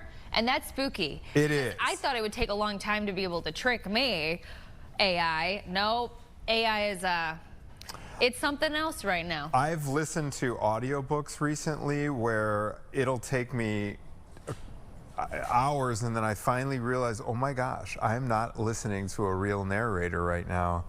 This is a computer. And they sound so realistic. Or like you call a customer service number and it's like AI and you're like, wait, you're actually very helpful. Thank you. And it's weird too because like the blurred lines of feeling like you're talking to a human, but you know it's not a human, but like you feel like, you know when you talk to people you don't know, like customer service, almost embarrassed, like, hi, da, da, da, like you don't want to say anything silly. and you're talking to AI, and you get the same vibes. It's crazy. I used to work as a customer service representative, and I do remember it was at Ravinia Festival, and I'd pick up the phone, thank you for calling Ravinia, and a lot of people would hesitate. This is back in the day even. They'd be like, well, I can't believe I got a real human. But now the lines are really blurred. The reason I bring that up, Caitlin, is because Black Friday and Cyber Monday, we've been talking about this season and just how billions of dollars, $44 billion what Americans spent. But what happened was a lot of certain items were trending because all these companies roped in influencers, internet influencers. So it's like cart before the horse. It's like influencers, you know what I mean? Influencing everything that was sold. So we're going to be kind of breaking that down with a retail expert coming up. Speaking of retail, this is before your time. I want to talk about the sweater I have on today. Let's go. A little bit, okay? I like it a lot. Ralph Lauren? Lauren? Well, thank you very much. Maggie found, this is a thrift store find. I think she paid $3 for this thing, Nice. but I liked it. I grabbed it. Oh, it was because hers? it's been, she says it's unisex, so either of us can wear it. The reason I threw it on was, you know, the studio here has been a little chilly. It is cold, yeah. But when I looked at the label, check out this label. Snowdrift. Oh, it's like really old. What is this? It's old school, right? Framingham? What do you want to look at? Farmingham. Farmingham. It's a size medium. Yeah. Where is it from? Does it say? Massachusetts? Yeah. It says Zayre's on there, right? Somewhere? Z-A-Y? Yeah. Z-A-Y? Zayre Corp? Have you heard of Zayre's? No. Okay. What? Cue it up. What's I happening? had Brad prepare a couple of photos. Zayre's, baby. This is on North Lincoln. This department store, this goes back old school. You know, Woolworth. I don't know if you remember any of these names. No. Okay, like Woolworths, Montgomery Wards. This Montgomery Venture. Wards, yeah. Venture. Did you guys have Venture? No. So anyway, I was entertained. Here's another Zayre's. Oh my. This is a big deal. Oh Back in my. So this is old school. This I don't know how Maggie. No freaking Yeah. way. So That's brand new. it's aged well. I don't know if it's good that I'm wearing it. It's made out of acrylic. How much does it? What does it smell like? Is it smelly? No, smell the thing. No, no smell. It's good, right? Clean. Yeah. Maybe Maggie. They don't dry make cleans. things. She does do that when she goes thrifting. Oh, okay. You know. They don't make them like they used to. No, I actually, it's warm. That's for sure. But you know, it kind of riding on. When we were talking about Black Friday with Patty Asai, she was saying you can, if you're low on dough, it takes a little work. You go to a Salvation Army, you go to a thrift store or something. It just, if you do the work, if you put in the time, you too could come away with a sweater from Zayre's. Zayre's, baby. This is another instance of being embarrassed. I mentioned talking like customer service on the phone. It's embarrassing. Going to a thrift store when you're not cool is embarrassing to me. What? Because there's people in there that are dressed so cool. Like your wife, Maggie. She would walk into a thrift store. You would look at her and be like, she knows what she's doing. She's going to find the good stuff. She can pull it off. But I would walk into a thrift store and I wouldn't even know where to begin. Yes, you I don't would. got the eye for it. I feel like it's hard to do. You got a great. I mean, no, give yourself try it. Try it. I should try it. You probably have great thrift stores around where you live. Oh yeah, right? It's just the cool, and I see it on social media too. Speaking of influencers, there's influencers that go to thrift stores and they find the most darling things and they know how to put it together. I would go in there just like, You think you'd be deer in headlights in there? Oh, for sure. For sure. What about you? No? You're good. I can You could do hold a my own. Yeah. I found a really cool pair of, like I'm starting to wear more, like I've been a member of Tight Pants Nation for way too long now, so I'm going more baggy. Okay. And I found a really cool pair of like pleated, shorter pants. Like it does take some digging. This is at the Salvation Army store in Skokie. But there's some great finds. Yeah, there's great finds. I went to the thrift store once. A couple years ago, relatively recently, and my daughter's found some fun stuff. The kids' stuff is always like winning. Oh, for sure. The kids' clothes can be. I believe in that wholeheartedly. Oh, the hand-me-down. My kids live in hand-me-downs. Because they grow so quickly, and everything you don't gets want to buy ruined. everything new. No, no way. Too expensive. No. Okay, flu season, everybody, is upon us. Ew. It's upon us. And apparently, there are signs that this year's flu season could be worse than last year.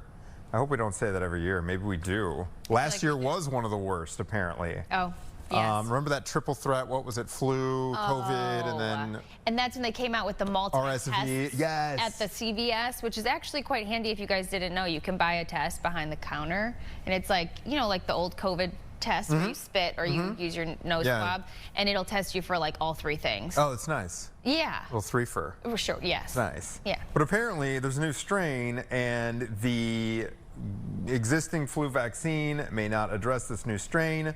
So we are looping into the conversation. Dr. Michael Lin from Rush University. Can you hear us okay, sir? Yes. All right, Hello, Dr. everyone. Lin. Thank you for joining us. We really appreciate it. Okay. I was out all week. This was 2-3 weeks ago. I had laryngitis, so I went to the doctor, get checked out and everything, and he's like, hey, do you want a flu shot while you're here? This was back, I think, 2 weeks ago. So I do have the flu shot, doctor. I don't think this is going to protect me against this new strain, correct?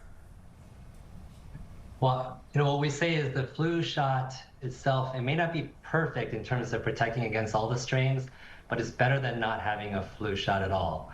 And so what we worry about is with the flu, getting hospitalized, getting severe illness, or getting complications. And so if you get the flu shot, we know that you'll be protected better than if you didn't get the flu shot. That's good. So it's not a total washout. Yeah, doctor, I told Anthony, well, your immune system's working at least. You're getting the